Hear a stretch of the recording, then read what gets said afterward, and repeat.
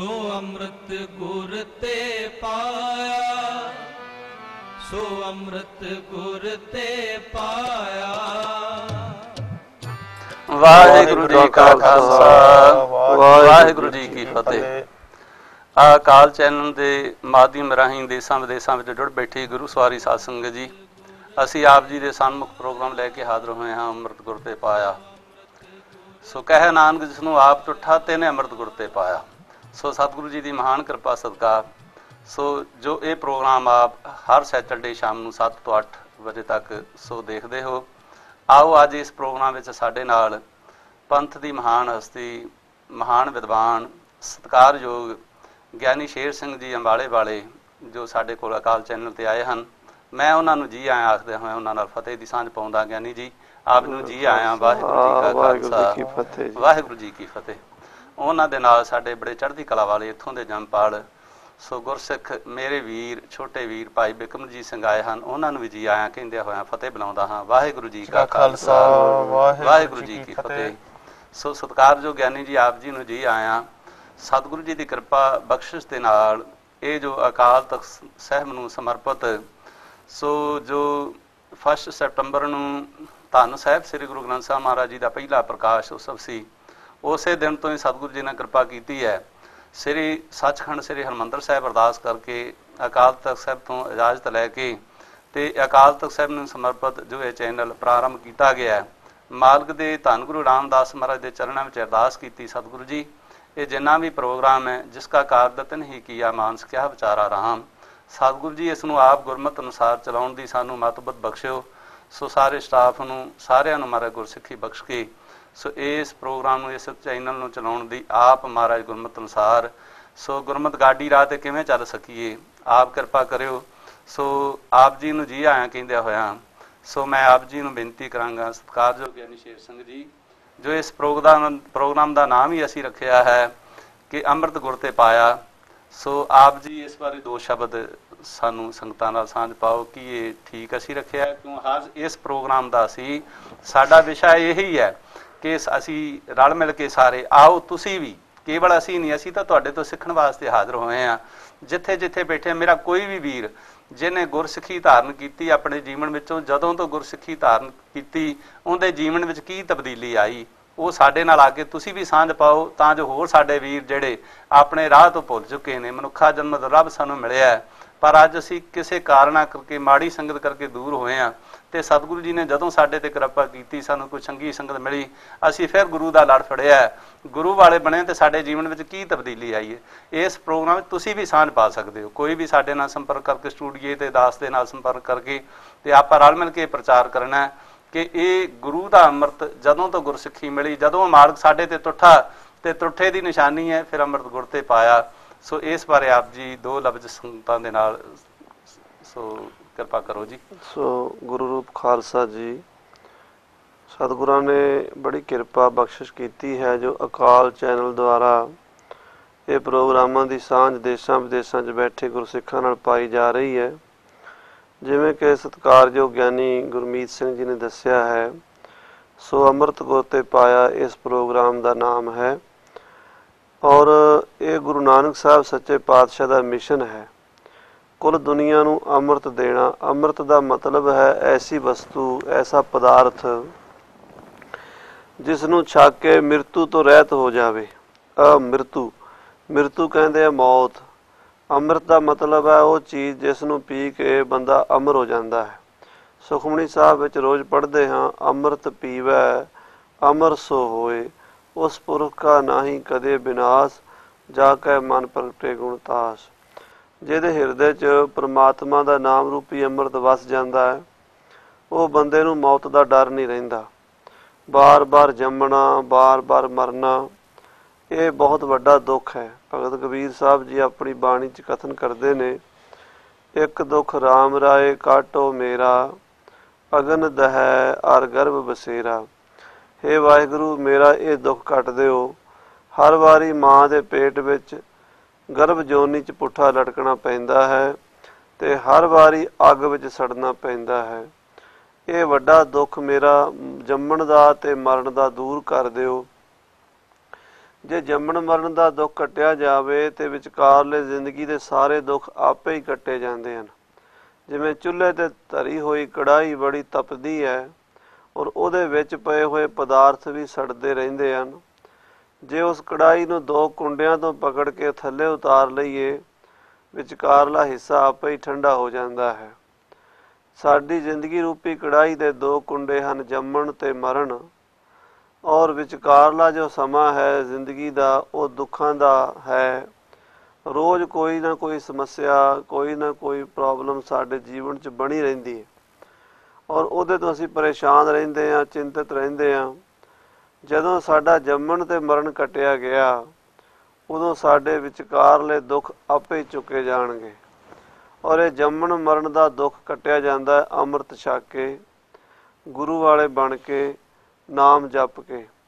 ਜਦੋਂ ਆਤਮਾ ਪਰਮਾਤਮਾ ਵਿੱਚ ਜਾ ਰਲਦੀ ਹੈ, ਜਿਉਂ ਜਲ ਮੈਂ ਜਲ ਆਏ ਖਟਾਨਾ, ਤਿਉਂ ਜੋਤੀ ਸੰਗ ਜੋਤ ਸਮਾਨਾ, ਮਿਟ ਗਏ ਗਵਨ ਪਾਏ ਬਿਸਰਾਮ, ਨਾਨਕ ਪ੍ਰਭ ਕੈ ਸਦ ਕੁਰਬਾਨ। ਅੰਮ੍ਰਿਤ ਨੂੰ ਛਕ ਕੇ, ਨਾਮ ਅਭਿਆਸ ਕਰਕੇ ਆਤਮਾ ਪਰਮਾਤਮਾ 'ਚ ਜਾ ਰਲਦੀ ਹੈ। ਜਦੋਂ ਆਤਮਾ ਪਰਮਾਤਮਾ 'ਚ ਰਲਦੀ ਹੈ, ਉਸ ਵੇਲੇ ਉਹ ਜੰਮਣ ਮਰਨ ਵਾਲੀ ਨਹੀਂ ਰਹਿੰਦੀ। ਜਿੰਨਾ ਚਿਰ ਪਰਮਾਤਮਾ ਤੋਂ ਦੂਰ ਹੈ, ਓਨਾ ਚਿਰ ਜੰਮਣਾ ਵੀ ਹੈ ਤੇ ਮਰਨਾ ਵੀ ਹੈ। ਜੰਮਣ ਮਰਨ ਵੱਡਾ ਵਿਛੋੜਾ, ਬਿਨਸੈ ਜਗ ਸਬਾਏ। ਸੋ ਗੁਰੂ ਸਾਹਿਬ ਗੁਰੂ ਨਾਨਕ ਦੇਵ ਜੀ ਨੇ 10 ਜਾਮਿਆਂ ਵਿੱਚ ਅੰਮ੍ਰਿਤ ਵੰਡਿਆ ਹੈ। ਕਈ ਵੀਰ ਇਹ ਸਮਝਦੇ ਹਨ ਵੀ ਅੰਮ੍ਰਿਤ 10ਵੇਂ ਪਾਤਸ਼ਾਹ ਕਲਗੀਧਰ ਜੀ ਨੇ ਛਕਾਇਆ, ਪਹਿਲਾਂ ਕਿਹੜਾ ਗੁਰੂ ਅੰਮ੍ਰਿਤ ਛਕਦੇ ਸੀ। ਪਰ ਇਹ ਭੁਲੇਖਾ ਹੈ। ਭਾਈ ਸਾਹਿਬ ਭਾਈ ਗੁਰਦਾਸ ਜੀ ਦੀ ਬਾਣੀ ਇਸ ਭੁਲੇਖੇ ਨੂੰ ਦੂਰ ਕਰਦੀ ਹੈ। ਭਾਈ ਸਾਹਿਬ ਭਾਈ ਗੁਰਦਾਸ ਜੀ ਕਥਨ ਕਰਦੇ ਨੇ ਕਿ ਸਤਿਗੁਰੂ ਨਾਨਕ ਸਾਹਿਬ ਜੀ ਨੇ ਚਰਨ ਧੋਏ ਰਹਿਰਾਸ ਕਰ, ਚਰਣਾ ਅੰਮ੍ਰਿਤ ਗੁਰਸਿੱਖਾਂ ਪਿਲਾਇਆ। ਪਾਤਸ਼ਾਹ ਨੇ ਪਹਿਲਾਂ ਚਰਨ ਪੌਲ ਦਿੱਤੀ। ਚਰਨ ਪੌਲ ਜਦੋਂ ਦਿੱਤੀ, ਸਤਿਗੁਰੂ ਨਾਨਕ ਸਾਹਿਬ ਜੀ ਨੇ ਨਾਲ ਨਾਮ ਦਿੱਤਾ, ਵਾਹਿਗੁਰੂ ਮੰਤਰ ਦ੍ਰਿੜ ਕਰਾਇਆ, ਮੂਲ ਮੰਤਰ ਦ੍ਰਿੜ ਕਰਾਇਆ। ਪੁਰਾਤਨ ਜਨਮ ਸਾਖੀ 'ਚ ਬਚਨ ਆਉਂਦੇ ਨੇ, ਗੁਰੂ ਨਾਨਕ ਦੇਵ ਸਾਹਿਬ ਜੀ ਜਦੋਂ ਵੇਈ ਨਦੀ 'ਚ ਪ੍ਰਵੇਸ਼ ਕਰਕੇ ਸੱਚਖੰਡ ਗਏ, ਅਕਾਲ ਪੁਰਖ ਦੇ ਦਰਬਾਰ ਦੇ ਵਿੱਚ ਹਾਜ਼ਰ ਹੋਏ। ਪਰਮੇਸ਼ਰ ਨੇ ਆਖਿਆ, ਨਾਨਕ ਇਹ ਮੇਰੇ ਨਾਮ ਅੰਮ੍ਰਿਤ ਦਾ ਪਿਆਲਾ ਤੂੰ ਪੀ ਔਰ ਸਾਰੇ ਸੰਸਾਰ ਨੂੰ ਪਿਆ। ਤੇਰਾ ਨਾਂ ਗੁਰੂ ਪਰਮੇਸ਼ਰ, ਮੇਰਾ ਨਾਂ ਪਾਰ ਬ੍ਰਹਮ ਪਰਮੇਸ਼ਰ। ਪਰਮਾਤਮਾ ਪਾਰ ਬ੍ਰਹਮ ਪਰਮੇਸ਼ਰ, ਪਾਰ ਬ੍ਰਹਮ ਦਾ ਮਤਲਬ ਹੈ ਜੋ ਪਰਲੇ ਪਿਆਸ ਪਾਸੇ ਵਿਆਪਕ ਹੈ, ਸਾਡੀ ਬੁੱਧੀ ਤੋਂ ਵੀ ਪਰੇ, ਸਾਡੀ ਸੋਚ ਤੋਂ ਵੀ ਪਰੇ। ਜਿਹੜਾ ਅਪਰੰਪਾਰ ਹੈ ਵਾਹਿਗੁਰੂ, ਅਪਾਰ ਬ੍ਰਹਮ ਪਰਮੇਸ਼ਰ। ਜਿਹੜਾ ਉਹਦਾ ਰਸਤਾ ਦੱਸਣ ਆਏ ਨੇ, ਉਹ ਹਨ ਗੁਰੂ ਪਰਮੇਸ਼ਰ, ਉਸੇ ਦਾ ਹੀ ਰੂਪ ਹਨ। ਤੋ ਗੁਰੂ ਨਾਨਕ ਦੇਵ ਜੀ ਨੇ ਦੁਨੀਆ ਵਿੱਚ ਆ ਕੇ ਉਹ ਨਾਮ ਅੰਮ੍ਰਿਤ ਦਾ ਛੱਟਾ ਦਿੱਤਾ। ਨਾਨਕ ਅੰਮ੍ਰਿਤ ਏਕ ਹੈ, ਦੂਜਾ ਅੰਮ੍ਰਿਤ ਨਾ ਹੈ। ਜਿਨ ਵਡਿਆਈ ਤੇਰੇ ਨਾਮ ਕੀ, ਤੇ ਰਤੇ ਮਨ ਮਾਹੇ। ਨਾਨਕ ਅੰਮ੍ਰਿਤ ਏਕ ਹੈ, ਦੂਜਾ ਅੰਮ੍ਰਿਤ ਨਾ ਹੈ। ਨਾਨਕ ਅੰਮ੍ਰਿਤ ਮਨੈ ਮਾਹੇ, ਪਾਈਐ ਗੁਰ ਪ੍ਰਸਾਦ। ਤਿਨੀ ਪੀਤਾ ਰੰਗ ਸਿਉ, ਜਿਨ ਕੋ ਲਿਖਿਆ ਆਦ। ਮਹਾਰਾਜ ਸਾਹਿਬ ਜੀ ਬਚਨ ਕਰਦੇ ਨੇ ਵੀ ਜਿਨ੍ਹਾਂ ਨੂੰ ਵਾਹਿਗੁਰੂ ਦੇ ਨਾਮ ਦੀ ਵਡਿਆਈ ਦਾ ਪਤਾ ਲੱਗਾ ਹੈ, ਨਾਮ ਦੀ ਮਹਿਮਾ ਦਾ ਪਤਾ ਲੱਗਾ ਹੈ, ਨਾਮ ਦੀ ਸ਼ਕਤੀ ਦਾ ਪਤਾ ਲੱਗਾ ਹੈ, ਉਹ ਨਾਮ ਦੀ ਅਹਿਮੀਅਤ ਨੂੰ ਜਾਣਨ ਵਾਲੇ ਆਪਣੇ ਮਨ ਦੇ ਅੰਦਰ ਹੀ ਰੰਗੇ ਰਹਿੰਦੇ ਹਨ। ਭਾਵ ਉਹਨਾਂ ਦੀ ਬਿਰਤੀ ਬਾਹਰ ਨਹੀਂ ਜਾਂਦੀ, ਪਦਾਰਥਾਂ ਵੱਲ ਨਹੀਂ ਭੱਜਦੀ। ਉਹ ਜੋਤ ਸਰੂਪ ਅਕਾਲ ਪੁਰਖ ਦੇ ਚਿੰਤਨ ਵਿੱਚ ਲੱਗ ਜਾਂਦੇ ਹਨ। ਔਰ ਜਿਹੜੇ ਪ੍ਰਭੂ ਦੇ ਨਾਮ ਵਿੱਚ ਜੁੜਦੇ ਹਨ, ਉਹਨਾਂ ਨੂੰ ਨਾਮ ਅੰਮ੍ਰਿਤ ਮਿਲਦਾ ਹੈ, ਜੋ ਇੱਕੋ ਹੀ ਹੈ। ਨਾਨਕ ਅੰਮ੍ਰਿਤ ਏਕ ਹੈ, ਇੱਕੋ ਪਰਮਾਤਮਾ ਵਾਹਿਗੁਰੂ, ਉਹਦਾ ਨਾਮ ਅੰਮ੍ਰਿਤ ਹੈ। ਦੂਜਾ ਅੰਮ੍ਰਿਤ ਨਾ ਹੈ, ਦੂਜਾ ਅੰਮ੍ਰਿਤ ਕੋਈ ਨਹੀਂ ਹੈ। ਜਿਵੇਂ ਲੋਕ ਕਹਿ ਦਿੰਦੇ ਜੀ ਫਲਾਣੇ ਬਾਬਿਆਂ ਦਾ, ਸੰਤਾਂ ਦਾ ਅੰਮ੍ਰਿਤ ਛਕਿਆ, ਫਲਾਣਾ ਅੰਮ੍ਰਿਤ ਛਕਿਆ। ਅੰਮ੍ਰਿਤ ਇੱਕੋ ਹੀ ਹੈ। ਨਾਨਕ ਅੰਮ੍ਰਿਤ ਮਨੈ ਮਾਹੇ, ਹੈ ਕਿੱਥੇ ਹੈ? ਮਨ ਵਿੱਚ। ਕਈ ਲੋਕ ਇਹਦਾ ਵੀ ਗਲਤ ਅਰਥ ਲੈ ਲੈਂਦੇ ਨੇ। ਉਹ ਕਹਿੰਦੇ ਅੰਮ੍ਰਿਤ ਸਾਡੇ ਦਿਲ ਵਿੱਚ ਹੀ ਹੈ ਜੀ, ਅੰਮ੍ਰਿਤ ਛਕਣ ਦੀ ਕੀ ਲੋੜ ਹੈ। ਪਰ ਖਾਲਸਾ ਜੀ ਅਗਲੀ ਪੰਕਤੀ 'ਚ ਮਹਾਰਾਜ ਨੇ ਜਵਾਬ ਦਿੱਤਾ, ਪਾਈਆ ਗੁਰ ਪ੍ਰਸਾਦ। ਅੰਮ੍ਰਿਤ ਹੈ ਤਾਂ ਸਾਡੇ ਮਨ ਵਿੱਚ ਹੀ, ਪਰ ਮਨ ਵਿੱਚੋਂ ਪ੍ਰਗਟ ਹੋਣਾ ਗੁਰੂ ਦੀ ਕਿਰਪਾ ਨਾਲ। ਜਦੋਂ ਪੰਜ ਪਿਆਰੇ ਅੰਮ੍ਰਿਤ ਛਕਾਉਂਦੇ ਨੇ, 5 ਵਾਰੀ ਬੋਲ ਵਾਹਿਗੁਰੂ ਜੀ ਕਾ ਖਾਲਸਾ ਵਾਹਿਗੁਰੂ ਜੀ ਕੀ ਫਤਿਹ ਕਹਾਉਂਦੇ ਨੇ। 5 ਵਾਰੀ ਨੇਤਰਾਂ ਵਿੱਚ ਅੰਮ੍ਰਿਤ ਪਾਉਂਦੇ ਨੇ, ਉਦੋਂ ਵੀ ਕਹਿੰਦੇ ਨੇ ਬੋਲ ਵਾਹਿਗੁਰੂ ਜੀ ਕਾ ਖਾਲਸਾ ਵਾਹਿਗੁਰੂ ਜੀ ਕੀ ਫਤਿਹ। 5 ਵਾਰੀ ਕੇਸਾਂ 'ਚ ਪਾਉਂਦੇ ਨੇ, ਮੂਲ ਮੰਤਰ ਗੁਰਮੰਤਰ ਦਾ ਜਾਪ ਕਰਾਉਂਦੇ ਨੇ। ਜਦੋਂ ਉਹ ਨਾਮ ਅਭਿਆਸ ਬਾਰ-ਬਾਰ ਕੀਤਾ ਜਾਵੇ ਤਾਂ ਉਹ ਅੰਦਰ ਜਿਹੜਾ ਅੰਮ੍ਰਿਤ ਸਾਡੇ ਲੁਕਿਆ ਹੋਇਆ ਉਹ ਪ੍ਰਗਟ ਹੋ ਜਾਏਗਾ, ਔਰ ਅੰਮ੍ਰਿਤ ਨੂੰ ਪੀ ਕੇ ਅਸੀਂ ਅਮਰ ਹੋ ਜਾਵਾਂਗੇ। ਇਸ ਕਰਕੇ ਅੰਮ੍ਰਿਤ ਛਕਣਾ ਜ਼ਰੂਰੀ ਹੈ। ਸਤਿਗੁਰੂ ਨਾਨਕ ਸਾਹਿਬ ਜੀ ਨੇ ਬੜੀ ਕਿਰਪਾ ਕੀਤੀ, ਸਾਨੂੰ ਅੰਮ੍ਰਿਤ ਦੀ ਦਾਤ ਦਿੱਤੀ। 10 ਜਾਮਿਆਂ ਵਿੱਚ ਅੰਮ੍ਰਿਤ ਵੰਡਿਆ। ਅੱਜ ਉਹ ਅੰਮ੍ਰਿਤ ਸ੍ਰੀ ਗੁਰੂ ਗ੍ਰੰਥ ਸਾਹਿਬ ਜੀ ਦਿੰਦੇ ਨੇ 5 ਪਿਆਰਿਆਂ ਦੇ ਰੂਪ ਵਿੱਚ।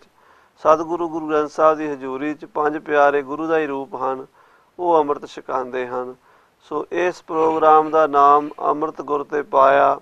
ਅਕਾਲ ਚੈਨਲ ਵਾਲੇ ਵੀਰ ਇਹ ਸੇਵਾ ਨਿਭਾ ਰਹੇ ਨੇ। ਭਾਈ ਸਾਹਿਬ ਜੀ ਨੇ ਜਿਵੇਂ ਦੱਸਿਆ ਹੈ, ਮੈਂ ਇਹੀ ਬੇਨਤੀ ਕਰਾਂਗਾ ਕਿ ਸਾਨੂੰ ਅੰਮ੍ਰਿਤ ਨਾਮ ਦੀ ਮਹਿਮਾ ਨੂੰ ਜਾਣਨਾ ਚਾਹੀਦਾ ਹੈ, ਔਰ ਅੰਮ੍ਰਿਤ ਬਾਣੀ ਸਤਿਗੁਰੂ ਗੁਰੂ ਗ੍ਰੰਥ ਸਾਹਿਬ ਜੀ ਦੀ ਪੜ੍ਹਨੀ ਸੁਣਨੀ ਚਾਹੀਦੀ ਹੈ। ਸੋ ਸਤਿਕਾਰਯੋਗ ਗਿਆਨੀ ਜੀ ਆਪ ਜੀ ਨੂੰ ਦੱਸ ਰਿਹਾ ਸਾਨੂੰ ਨਾਨਕ ਅੰਮ੍ਰਿਤ ਏਕ ਹੈ।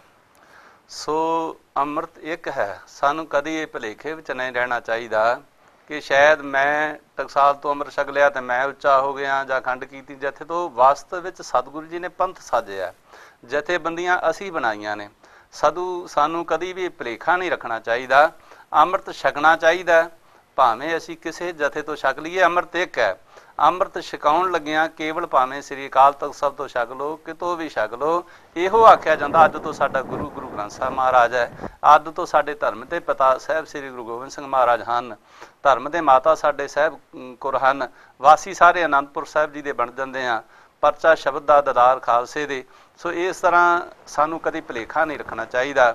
ਸੋ ਸਤਿਕਾਰਯੋਗ ਗਿਆਨੀ ਜੀ, ਸੋ ਮੈਂ ਆਪ ਜੀ ਨੂੰ ਇਹ ਪੁੱਛਣਾ ਚਾਹਾਂਗਾ, ਸਾਡੇ ਹਰ ਨਵੇਂ ਮਹਿਮਾਨ ਕੋਈ ਵੀ ਆਉਂਦਾ ਸੀ ਉਹਨਾਂ ਤੋਂ ਇਹ ਗੱਲ ਸ਼ੁਰੂ ਕਰਦੇ ਹਾਂ ਕਿ ਆਪ ਜੀ ਨੂੰ ਇਹ ਦਾਤ ਅੰਮ੍ਰਿਤ ਦੀ ਗੁਰਸਿੱਖੀ ਵਿੱਚ ਦੀ ਜਿਹੜੀ ਦਾਤ ਹੈ, ਵਿਰਾਸਤ ਵਿੱਚੋਂ ਆਪਣੇ ਪਰਿਵਾਰ ਵਿੱਚੋਂ ਮਿਲੀ, ਜਾਂ ਕਿਸ ਤਰ੍ਹਾਂ ਤੁਸੀਂ ਗੁਰਸਿੱਖੀ ਵਿੱਚ ਆ ਕੇ ਤੇ ਇਹ ਜਿਹੜੀ ਦਾਤ ਤੁਹਾਨੂੰ ਇੰਨੀ ਉੱਚੀ ਸੁੱਚੀ ਕਥਾ ਦੀ, ਸਭ ਤੇ ਉੱਤਮ ਹਰ ਕੀ ਕਥਾ, ਸੋ ਜਿਹਨੂੰ ਸੁਣਦੇ ਨਾਮ ਸੁਰਤ ਦਰਦ ਦੁੱਖ ਲੱਥਾ, ਸੋ ਸੁਣ ਹਰ ਕਥਾ ਉਤਾਰੀ ਮੈਲ, ਇਹ ਦਾਤ ਆਪ ਜੀ ਨੂੰ ਵਿਦਿਆ ਦੀ ਆਪ ਜੀ ਕਿਸ ਤਰ੍ਹਾਂ ਗੁਰਸਿੱਖੀ ਵਿੱਚ ਆਏ ਤੇ ਕਿੱਥੋਂ ਪ੍ਰਾਪਤ ਕੀਤੀ ਤੁਸੀਂ ਜੀ? ਇਹ ਸਾਡੇ ਵਿਰਸੇ ਜੀ ਬਜ਼ੁਰਗਾਂ ਤੋਂ ਹੀ। ਵਾਹ ਜੀ ਵਾਹ। ਗੁਰੂ ਘਰ ਵਿੱਚ ਸਾਡੇ ਨਾਨਾ ਜੀ ਨਨਕਾਣਾ ਸਾਹਿਬ ਹੈਡ ਗ੍ਰੰਥੀ ਸਾਰੇ, ਤੇ ਫਿਰ ਉਹ ਨਨਕਾਣਾ ਸਾਹਿਬ ਪਾਕਿਸਤਾਨ, ਜਦੋਂ ਆਪ ਜੀ ਪਾਕਿਸਤਾਨ ਤੋਂ ਆਏ ਸਾਡੇ ਬਜ਼ੁਰਗ ਆਏ ਹਨ ਜੀ। ਉਹ ਨਨਕਾਣਾ ਸਾਹਿਬ ਹੈਡ ਗ੍ਰੰਥੀ ਕੀ ਨਾਂ ਸੀ ਜੀ ਉਹਨਾਂ ਦਾ? ਨਿਹਾਲ ਸਿੰਘ ਜੀ ਸੀ। ਬੜੀ ਵੱਡੀ ਇੱਕ ਗੱਲ ਹੈ ਜੀ, ਵੇਖੋ ਇਹਨਾਂ ਦੇ ਨਾਨਾ ਜੀ ਗਿਆਨੀ ਨਿਹਾਲ ਸਿੰਘ ਜੀ ਨਨਕਾਣਾ ਸਾਹਿਬ, ਧੰਨ ਗੁਰੂ ਨਾਨਕ ਸਾਹਿਬ ਮਹਾਰਾਜ ਦੇ ਪਾਵਨ ਪਵਿੱਤਰ, ਸੋ ਜਿੱਥੇ ਮਹਾਰਾਜ ਦਾ ਪ੍ਰਕਾਸ਼ ਹੈ, ਉੱਥੋਂ ਦੇ ਹੈਡ ਗ੍ਰੰਥੀ ਸਨ। ਕਿੰਨਾ ਚਿਰ ਹੈ ਜੀ ਉੱਥੇ ਹੈਡ ਗ੍ਰੰਥੀ? ਜਦੋਂ ਸਨ 47 ਚ ਆਏ ਆ, ਜਦੋਂ ਪਹਿਲਾਂ ਉੱਥੇ ਸੀ। ਵਾਹ ਜੀ ਵਾਹ, ਠੀਕ ਹੈ। ਫਿਰ ਉਹ ਆ ਕੇ ਮਹਾਰਾਜਾ ਪਟਿਆਲਾ ਦੇ ਕਿਲੇ ਵਿੱਚ ਵੀ 12 ਸਾਲ ਗ੍ਰੰਥੀ ਰਹੇ। ਵਾਹ ਜੀ ਵਾਹ। ਸਨ 62 ਤੋਂ ਲੈ ਕੇ ਫਿਰ ਅੰਬਾਲੇ ਆ ਗਏ। ਠੀਕ ਹੈ ਜੀ। ਉੱਥੇ ਇੱਕ 9ਵੇਂ ਪਾਤਸ਼ਾਹ ਗੁਰੂ ਤੇਗ ਬਹਾਦਰ ਸਾਹਿਬ ਜੀ ਦਾ ਸੀਸ ਭਾਈ ਜੈਤਾ ਜੀ ਦਿੱਲੀ ਤੋਂ ਲਿਜਾਂਦੇ ਹੋਏ ਅਨੰਦਪੁਰ ਸਾਹਿਬ ਨੂੰ ਜਾਂਦੇ ਇੱਕ ਰਾਤ ਠਹਿਰੇ ਸਨ। ਠੀਕ। ਉਹ ਕਿਹੜਾ ਸਿੱਖ ਸੀਗਾ ਜਿਹਦੇ ਕੋਲ ਠਹਿਰੇ ਸੀ? ਉਹਦਾ ਨਾਮ ਭਾਈ ਰਾਮਦੇਵਾ ਜੀ ਸੀ। ਰਾਮਦੇਵਾ। ਉਹ ਰਾਮਦੇਵਾ ਗਰੀਬ ਸਿੱਖ ਸੀ। ਉਹਦੇ ਲਾਗੇ ਇੱਕ ਤੁਅੱਕਲ ਸ਼ਾਹ ਮੁਸਲਮਾਨ ਦੀ ਮਸਜਿਦ ਸੀ। ਠੀਕ ਹੈ ਜੀ। ਉਸ ਮੁਸਲਮਾਨ ਨੇ ਵੀ ਆਖਿਆ ਵੀ ਇੱਥੇ ਗੁਰੂ ਸਾਹਿਬ ਦਾ ਸੀਸ ਰੱਖੋ, ਤੇ ਉਹਨੇ ਵੀ ਬੜੀ ਸੇਵਾ ਕੀਤੀ ਭਾਵਨਾ ਨਾਲ। ਠੀਕ ਹੈ। ਤੇ ਉੱਥੇ ਰਾਤ ਰਹਿ ਕੇ ਚਲੇ ਗਏ। ਤੇ ਸਨ 1780 ਦੇ ਨੇੜੇ ਉਸ ਜਗ੍ਹਾ ਤੇ ਜੰਗਲ ਜਿਹਾ ਬਣ ਚੁੱਕਾ ਸੀਗਾ। ਉਹ ਘਰ ਸਿੱਖਾਂ ਦਾ ਖੱਥੋਂ ਉਜੜ ਗਿਆ ਜਾਂ ਕੋਈ ਐਸਾ ਪਾਣਾ ਵਰਤਿਆ ਕਿ 1780 ਦੇ ਵਿੱਚ ਮਹਾਰਾਜਾ ਰਣਜੀਤ ਸਿੰਘ ਦੇ ਟਾਈਮ ਜਦੋਂ ਜਨਮ ਹੋਇਆ ਉਹਨਾਂ ਦਾ, ਠੀਕ ਹੈ, ਉਦੋਂ ਇੱਕ ਰਾਣੀ ਦਇਆ ਕੌਰ ਸਿੱਖਾਂ ਦੀ ਰਾਣੀ ਅੰਬਾਲੇ ਤੇ ਕਾਬਜ ਸੀਗੀ। ਠੀਕ ਹੈ। ਉਹਦਾ ਨਿਸ਼ਾਨਾ ਵਾਲੀ ਮਿਸਲ ਦੀ ਉਹ ਰਾਣੀ ਸੀ। ਠੀਕ ਹੈ। 12 ਮਿਸਲਾਂ ਚੋਂ ਉਸ ਨੇ 5 ਗੁਰਦੁਆਰੇ ਛੋਟੀ ਜੀ ਹਾਲਤ, ਛੋਟੇ ਛੋਟੇ ਸਥਾਨ ਉਹ ਬਣਾਏ ਅੰਬਾਲੇ ਵਿੱਚ। 3 10ਵੇਂ ਪਾਤਸ਼ਾਹ ਦੇ ਹੈ, ਤੇ ਇੱਕ 6ਵੇਂ ਪਾਤਸ਼ਾਹ ਦਾ, ਤੇ ਇੱਕ 9ਵੇਂ ਪਾਤਸ਼ਾਹ ਦਾ ਗੁਰਦੁਆਰਾ ਹੈ। ਠੀਕ ਹੈ। ਪੰਜੋਖਰਾ ਸਾਹਿਬ ਲਾਗੇ ਗੁਰਦੁਆਰਾ ਜਿੱਥੇ ਗੁਰੂ ਸਾਹਿਬ 8ਵੇਂ ਪਾਤਸ਼ਾਹ ਨੇ ਗੂੰਗੇ ਤੋਂ ਗੀਤਾ ਦੇ ਅਰਥ ਕਰਾਏ। ਵਾਹ ਜੀ ਵਾਹ। ਪੰਜੋਖਰਾ ਸਾਹਿਬ ਆਪਣੇ ਨੇੜੇ ਹੈ ਜੀ। ਉਹ 4-5 ਕਿਲੋਮੀਟਰ ਸ਼ਹਿਰ ਤੋਂ ਪਰਾਂ ਨਾਲ ਹੈ। ਉੱਥੇ ਗੂੰਗੇ ਤੋਂ ਗੁਰੂ ਸਾਹਿਬ ਜੀ ਨੇ ਕਿਰਪਾ ਕਰਕੇ ਅਰਥ ਕਰਾਏ ਹੈ। ਉੱਥੇ ਹੀ ਲਾਗੇ ਇੱਕ ਲਖਨੌਰ ਸਾਹਿਬ ਹੈ। ਜਦੋਂ 10ਵੇਂ ਪਾਤਸ਼ਾਹ ਪਟਨੇ ਸਾਹਿਬ ਤੋਂ ਪਹਿਲੀ ਵਾਰ ਪੰਜਾਬ ਆਏ ਨੇ, ਤਾਂ ਲਖਨੌਰ ਸਾਹਿਬ 1 ਸਾਲ ਲਗਭਗ ਠਹਿਰੇ ਨੇ। ਵਾਹ। ਅਨੰਦਪੁਰ ਸਾਹਿਬ ਜਾਣ ਤੋਂ ਪਹਿਲਾਂ ਮਹਾਰਾਜ ਲਖਨੌਰ ਸਾਹਿਬ ਰਹੇ ਨੇ। ਠੀਕ ਹੈ। ਤੇ ਉੱਥੇ ਲਖਨੌਰ ਦੇ ਲਾਗੇ ਬਹੁਤ ਸਾਰੇ ਪਿੰਡਾਂ 'ਚ ਸੈਰ ਸ਼ਿਕਾਰ ਖੇਡਣ ਜਾਂਦੇ ਸੀ। ਠੀਕ ਹੈ। ਉਹ ਚਰਨ ਪਏ ਗੁਰੂ ਘਰ ਬਣੇ ਹੋਏ ਨੇ। ਠੀਕ ਹੈ ਜੀ। ਜਿਹੜਾ ਲਖਨੌਰ ਸਾਹਿਬ ਹੈ ਉੱਥੇ ਸਤਿਗੁਰਾਂ ਦੀ ਯਾਦਗਾਰੀ ਵਸਤੂਆਂ, ਮਾਤਾ ਗੁਜਰੀ ਜੀ ਦਾ ਫੋਲਡਿੰਗ ਪਲੰਗ ਹੈ। ਉਸ ਜ਼ਮਾਨੇ 'ਚ ਵੀ ਫੋਲਡਿੰਗ ਪਲੰਗ ਸੀ ਜਿਹੜਾ ਇਕੱਠਾ ਕਰਕੇ ਮਾਤਾ ਜੀ ਨਾਲ ਰੱਖਦੇ ਸੀ। ਉਹ ਫਿਰ ਖੋਲ ਕੇ ਤੇ ਉਹਦਾ ਆਸਣ ਮਾਤਾ ਜੀ ਦਾ। ਕਲਗੀਧਰ ਪਾਤਸ਼ਾਹ ਦਾ ਪਲੰਗ ਹੈ। ਮਾਤਾ ਜੀ ਦੀਆਂ ਪਰਾਤਾਂ ਨੇ, ਆਟਾ ਗੁੰਨਣ ਵਾਲੀਆਂ, ਸ਼ਸਤਰ ਨੇ ਕਲਗੀਧਰ ਜੀ ਦੇ। ਸੋ ਇਸ ਤਰ੍ਹਾਂ ਉਹ ਇਲਾਕੇ 'ਚ ਸਿੱਖੀ ਦਾ ਬਹੁਤ ਬੋਲਬਾਲਾ ਸੀ। ਠੀਕ ਹੈ। ਸਾਡਾ ਜਨਮ ਜਿਹੜਾ ਉਹ ਗੁਰਦੁਆਰਾ ਸੀਸਗੰਜ ਸਾਹਿਬ ਵਿਖੇ ਹੀ ਹੋਇਆ, ਜਿੱਥੇ 9ਵੇਂ ਪਾਤਸ਼ਾਹ ਦਾ ਸੀਸ ਦਿੱਲੀ ਨਹੀਂ, ਅੰਬਾਲੇ ਵਾਲਾ ਸੀਸਗੰਜ। ਅੱਛਾ, ਅੰਬਾਲੇ ਵਾਲਾ ਜਿੱਥੇ ਮਤਲਬ ਕਿ ਤੁਸੀਂ ਗੁਰਦੁਆਰੇ ਸਾਹਿਬ ਦੱਸ ਰਹੇ ਹੋ, ਉੱਥੇ ਜਿੱਥੇ ਭਾਈ ਜੈਤਾ ਜੀ ਸੀਸ ਲੈ ਕੇ ਆਏ, ਉਸੇ ਸਥਾਨ ਤੇ ਆਪ ਇਹ 5 ਸਥਾਨ 4 ਹੈਗੇ ਜਿਨ੍ਹਾਂ ਨੂੰ ਸੀਸਗੰਜ ਕਹਿੰਦੇ ਆ। ਹਾਂਜੀ। ਪਹਿਲਾਂ ਗੁਰਦੁਆਰਾ ਸੀਸਗੰਜ ਚਾਂਦਨੀ ਚੌਂਕ, ਜਿੱਥੇ ਮਹਾਰਾਜ ਦਾ ਸੀਸ ਉਤਰਿਆ। ਠੀਕ ਹੈ ਜੀ। ਫਿਰ ਗੁਰਦੁਆਰਾ ਸੀਸਗੰਜ ਤਰਾਵੜੀ 'ਚ ਹੈ। ਹਾਂਜੀ। ਕਰਨਾਲ ਦੇ ਕੋਲ। ਠੀਕ ਹੈ। ਜਿੱਥੇ ਰਾਤ ਰਹੇ ਭਾਈ ਸਾਹਿਬ ਜੀ। ਠੀਕ ਹੈ ਜੀ। ਫਿਰ ਅੰਬਾਲੇ ਵਿੱਚ ਗੁਰਦੁਆਰਾ ਸੀਸਗੰਜ ਸਾਹਿਬ ਹੈ। ਠੀਕ ਹੈ। ਉੱਥੋਂ ਅੱਗੇ ਨਾਭਾ ਸਾਹਿਬ ਰਹਿ ਕੇ ਤੇ ਫਿਰ ਬਿਵਾਨਗੜ੍ਹ ਸਾਹਿਬ ਹੋ ਕੇ ਕੀਰਤਪੁਰ ਤੋਂ ਜਿਹੜਾ ਆਨੰਦਪੁਰ ਸਾਹਿਬ ਸੀਸਗੰਜ ਹੈ, ਉੱਥੇ ਸੰਸਕਾਰ ਹੋਇਆ। ਅੱਛਾ, ਇਹ 5 ਹੈ ਜੀ। ਸੋ ਇੱਥੇ ਸਾਡੇ ਨਾਨਾ ਜੀ ਨੇ ਸੀਸਗੰਜ ਸਾਹਿਬ ਜਦੋਂ ਆਏ 1962-66 ਵਿੱਚ, ਤਾਂ ਉਹਨਾਂ ਨੇ ਗੁਰੂ ਘਰ ਦੁਆਰਾ ਸੇਵਾ ਕਰਾਈ ਤੇ ਬਹੁਤ ਸੁੰਦਰ ਬਣਾਇਆ। ਉੱਥੇ ਫਿਰ ਸਾਡਾ ਜਨਮ ਹੋਇਆ। ਆਪ ਜੀ ਨੂੰ ਨਾਨਾ ਜੀ ਤੋਂ ਗੁਰਸਿੱਖੀ ਦੀ ਪਰਿਵਾਰਿਕ ਪਹਿਲਾਂ ਮੁੱਢ ਤੋਂ ਹੀ ਮਿਲੀ। ਫਿਰ ਆਪ ਜੀ ਨੇ ਕਿੱਥੇ ਰਹਿ ਕੇ ਵਿਦਿਆ ਗੁਰਮਤਿ ਜਿਹੜੀ ਮੁੱਢਲੀ ਵਿਦਿਆ ਉਹਨਾਂ ਤੋਂ ਪੜ੍ਹੀ, ਨਾਨਾ ਜੀ ਤੋਂ। ਇੱਕ ਬਜ਼ੁਰਗ ਹੋਰ ਸੀਗੇ ਬਾਬਾ ਲਾਲ ਸਿੰਘ ਜੀ। ਠੀਕ ਹੈ। ਫਿਰ ਸੰਪਰਦਾਵਾਂ ਦੇ ਜਿਹੜੇ ਗਿਆਨੀ ਸੀਗੇ, ਟਕਸਾਲੀ ਗਿਆਨੀ ਜਾਂ ਨਿਹੰਗ ਸਿੰਘਾਂ ਚੋਂ ਬਾਬਾ ਸੰਤਾ ਸਿੰਘ ਜੀ ਬੁੱਢੇ ਦਲ ਦੇ ਜਥੇਦਾਰ ਸੀਗੇ, ਉਹਨਾਂ ਤੋਂ ਸਰਬਲੋ ਗ੍ਰੰਥ ਪੜ੍ਹਿਆ। ਇਸੇ ਤਰ੍ਹਾਂ ਉਦਾਸੀ ਸੰਤ ਮਹਾਂਪੁਰਸ਼ ਸੀਗੇ, ਉਹਨਾਂ ਤੋਂ ਅਸੀਂ ਵਿਦਾਨ ਦੇ ਗ੍ਰੰਥ ਪੜ੍ਹੇ। ਇਸ ਤਰ੍ਹਾਂ ਵਿਦਿਆ ਪੜ੍ਹਨ ਦਾ ਸ਼ੌਂਕ ਸੀਗਾ। ਠੀਕ ਹੈ। ਤੇ ਉਹ ਪੜ੍ਹਦੇ ਰਹੇ ਜੀ। ਹਾਂਜੀ। ਠੀਕ ਹੈ ਜੀ। ਹਾਂਜੀ। ਤੇ ਆਪ ਜੀ ਕਿਹੜੇ ਜਥੇ ਦੇ ਵਿੱਚ ਜਾਂ ਕਿੱਥੇ, ਮਤਲਬ ਕਿ ਨਿਹੰਗ ਸਿੰਘ? ਮੈਂ ਨਿਹੰਗ ਸਿੰਘਾਂ 'ਚ ਵੀ ਵਿਚਰਿਆ। ਕਿੱਥੇ ਜੀ? ਤੇ ਬੁੱਢੇ ਦਲ ਵਿੱਚ। ਬੁੱਢੇ ਦਲ। ਠੀਕ ਹੈ ਜੀ। ਤੇ ਉਦਾਸੀ ਸੰਤਾਂ 'ਚ ਪੜ੍ਹੇ ਆ। ਠੀਕ ਹੈ। ਜ਼ਿਆਦਾਤਰ ਨਿਰਮਲੇ ਸੰਤਾਂ 'ਚ ਵੀ। ਠੀਕ ਹੈ। ਟਕਸਾਲ ਨਾਲ ਸਾਰੇ ਸਿੰਘਾਂ ਨਾਲ ਆਪਣਾ। ਠੀਕ ਹੈ। ਮੇਰੀ ਨਿਗਾਹ 'ਚ ਇਹ ਆ ਵੀ ਸਾਰਾ ਪੰਥ ਇੱਕ ਹੈ। ਇੱਕ ਹੈ। ਤੇ ਸਾਨੂੰ ਜਿੰਨਾ ਚਿਰ ਵੈਸੇ ਗਿਆਨੀ ਜੀ ਆਪਾਂ ਇਹ ਜਿਹੜੀਆਂ ਛੋਟੀਆਂ ਛੋਟੀਆਂ ਗੱਲਾਂ ਤੋਂ ਉੱਪਰ ਨਹੀਂ ਨਾ ਉੱਠਦੇ, ਉਹਨਾਂ ਚਿਰ ਆਪਣੀ ਚੜ੍ਹਦੀ ਕਲਾ ਹੈ। ਵਾਸਤਵ ਵਿੱਚ ਅਸੀਂ ਸਾਰੇ ਭਰਾ ਵੇਖੋ, ਇੱਕ ਬਗੀਚੀ ਮਾਲਕ ਨੇ ਪੈਦਾ ਕੀਤੀ, ਗੁਲਾਬ, ਕਲੀਆਂ, ਕਿੰਨੇ ਤਰ੍ਹਾਂ ਦੇ ਫੁੱਲ ਆ। ਵਾਸਤਵ ਵਿੱਚ ਅਸੀਂ ਕੋਈ ਵੀ ਜਥੇਬੰਦੀ ਮਹਾਰਾਜ ਦੀ ਸਾਜੀ ਹੋਈ ਬਗੀਚੀ। ਗੁਰੂ ਨਾਨਕ ਸਾਹਿਬ ਸਾਡਾ ਪਿਤਾ ਇੱਕ ਹੈ, ਗੁਰੂ ਗੋਬਿੰਦ ਸਿੰਘ ਮੋਢਾ ਸਾਡਾ। ਹਾਂਜੀ, ਇੱਕ ਪਿਤਾ ਇੱਕ ਸਿੱਖਿਆ ਮੁਬਾਰਕ। ਸਾਨੂੰ ਇਹਨਾਂ ਚੀਜ਼ਾਂ ਤੋਂ ਉੱਪਰ ਉੱਠੀਏ। ਕਦੀ ਮਨ ਵਿੱਚ ਇਹ ਨਾ ਰਵੇ ਵੀ ਮੇਰੀ ਜਥੇਬੰਦੀ ਚੜ੍ਹਦੀ ਕਲਾ, ਮੈਂ ਇੱਥੋਂ ਹੀ ਐ ਕਰਨਾ, ਜਾਂ ਮੇਰੀ ਜੁੱਤੀ ਦੂਜਾ ਕਿਵੇਂ ਮੇਰੀ ਹੈ। ਅਸੀਂ ਇਹਨਾਂ ਨਾਲ ਨਾ ਜੁੜੀਏ ਵੀ ਫਲਾਣੇ ਸੰਤ ਤੋਂ ਅੰਮ੍ਰਿਤ ਛਕਿਆ, ਫਲਾਣੇ ਮੈਂ ਨਾਨਕਸਰ ਤੋਂ ਛਕਿਆ ਜੀ, ਮੈਂ ਰਾੜਾ ਸਾਹਿਬ ਤੋਂ ਛਕਿਆ, ਮੈਂ ਉੱਥੋਂ ਛਕਿਆ। ਅੰਮ੍ਰਿਤ ਇੱਕ ਹੈ, ਕਦੀ ਇਹ ਮਨ ਵਿੱਚ ਭੁਲੇਖਾ ਨਾ ਰੱਖੋ। ਸੋ ਇਸ ਵਾਸਤੇ ਸਾਡੀ ਚੜ੍ਹਦੀ ਕਲਾ ਵੀ ਤਾਂ ਹੀ ਹੋਵੇਗੀ ਜਿਵੇਂ ਗਿਆਨੀ ਜੀ ਨੇ ਦੱਸਿਆ। ਹੁਣ ਮੈਂ ਵੀਰ ਜੀ ਬਿਕਰਮਜੀਤ ਸਿੰਘ ਜੀ ਅੱਗੇ ਵੀ ਸਤਿਗੁਰੂ ਜੀ ਦੀ ਕਿਰਪਾ ਦੇ ਨਾਲ ਅਸੀਂ ਵੈਸੇ ਸੁਣਿਆ, ਇਹਨਾਂ ਨੂੰ ਤਾਂ ਨਾਨਾ ਜੀ ਤੋਂ ਅਗਾਂਹ ਵਿਰਾਸਤ ਚੋਂ ਸਿੱਖੀ ਮਿਲੀ ਹੈ। ਮੇਰਾ ਹਾਲ ਤੁਹਾਡੀ ਸਿੱਖੀ ਘਰ ਦੇ ਵਿੱਚ ਤੁਹਾਡੇ ਤੋਂ ਸ਼ੁਰੂ ਹੋਈ ਲੱਗਦੀ। ਮੇਰਾ ਹਾਲ ਤੁਸੀਂ ਥੋੜਾ ਜਿਹਾ ਆਪਣੇ ਬਾਰੇ ਦੱਸੋ। ਹਾਂ, ਜਿੱਦਾਂ ਗਿਆਨੀ ਜੀ ਦੀ ਨਾਨਾ ਜੀ ਤੋਂ ਹੋਈ, ਆਪਣੀ ਮੇਰੀ ਨਾਨੀ ਜੀ ਕੋਲੋਂ। ਅੱਛਾ ਜੀ। ਤੇ ਜਿੱਦਾਂ ਛੋਟੀ ਉਮਰ ਤੋਂ ਨਾਨੀ ਜੀ ਨੇ ਸੌਣ ਤੋਂ ਪਹਿਲਾਂ ਸਾਹਿਬਜ਼ਾਦੇ ਦੀਆਂ ਸਾਖੀਆਂ ਸੁਣਾਉਣੀਆਂ। ਵਾਹ ਜੀ ਵਾਹ। ਭਾਵੇਂ ਉਸ ਵੇਲੇ ਪਦਤ ਪੁਣੇ ਚ ਹੀ ਸੀ, ਕੇਸ ਕਤਲ ਸੀਗੇ। ਤੇ ਛੋਟੇ ਹੁੰਦੇ ਤੋਂ ਨਾਨੀ ਜੀ ਨੇ ਰਾਤ ਨੂੰ ਸੌਣ ਤੋਂ ਪਹਿਲਾਂ ਮੈਂ ਵੀ ਕਹਿਣਾ, ਨਾਨੀ ਜੀ ਸਾਖੀ ਸੁਣਾਓ ਕੋਈ। ਉਹਨਾਂ ਨੇ ਸਾਖੀਆਂ ਸੁਣਾਉਣੀਆਂ ਤੇ ਉਹ ਬੀਜ ਦਿੱਤਾ ਉਹ ਧਰਮ ਵਿੱਚ, ਸਿੱਖੀ ਵਾਸਤੇ ਇੰਟਰਸਟ ਜਿੱਦਾਂ ਪੈਦਾ ਇੱਕ ਹੋ ਗਿਆ ਵੇ ਸਿੱਖੀ ਬਾਰੇ ਪੜ੍ਹਨਾ, ਆਪਣੇ ਸ਼ਹੀਦਾਂ ਸਿੰਘਾਂ ਬਾਰੇ ਖੋਜ ਕਰਨੀ।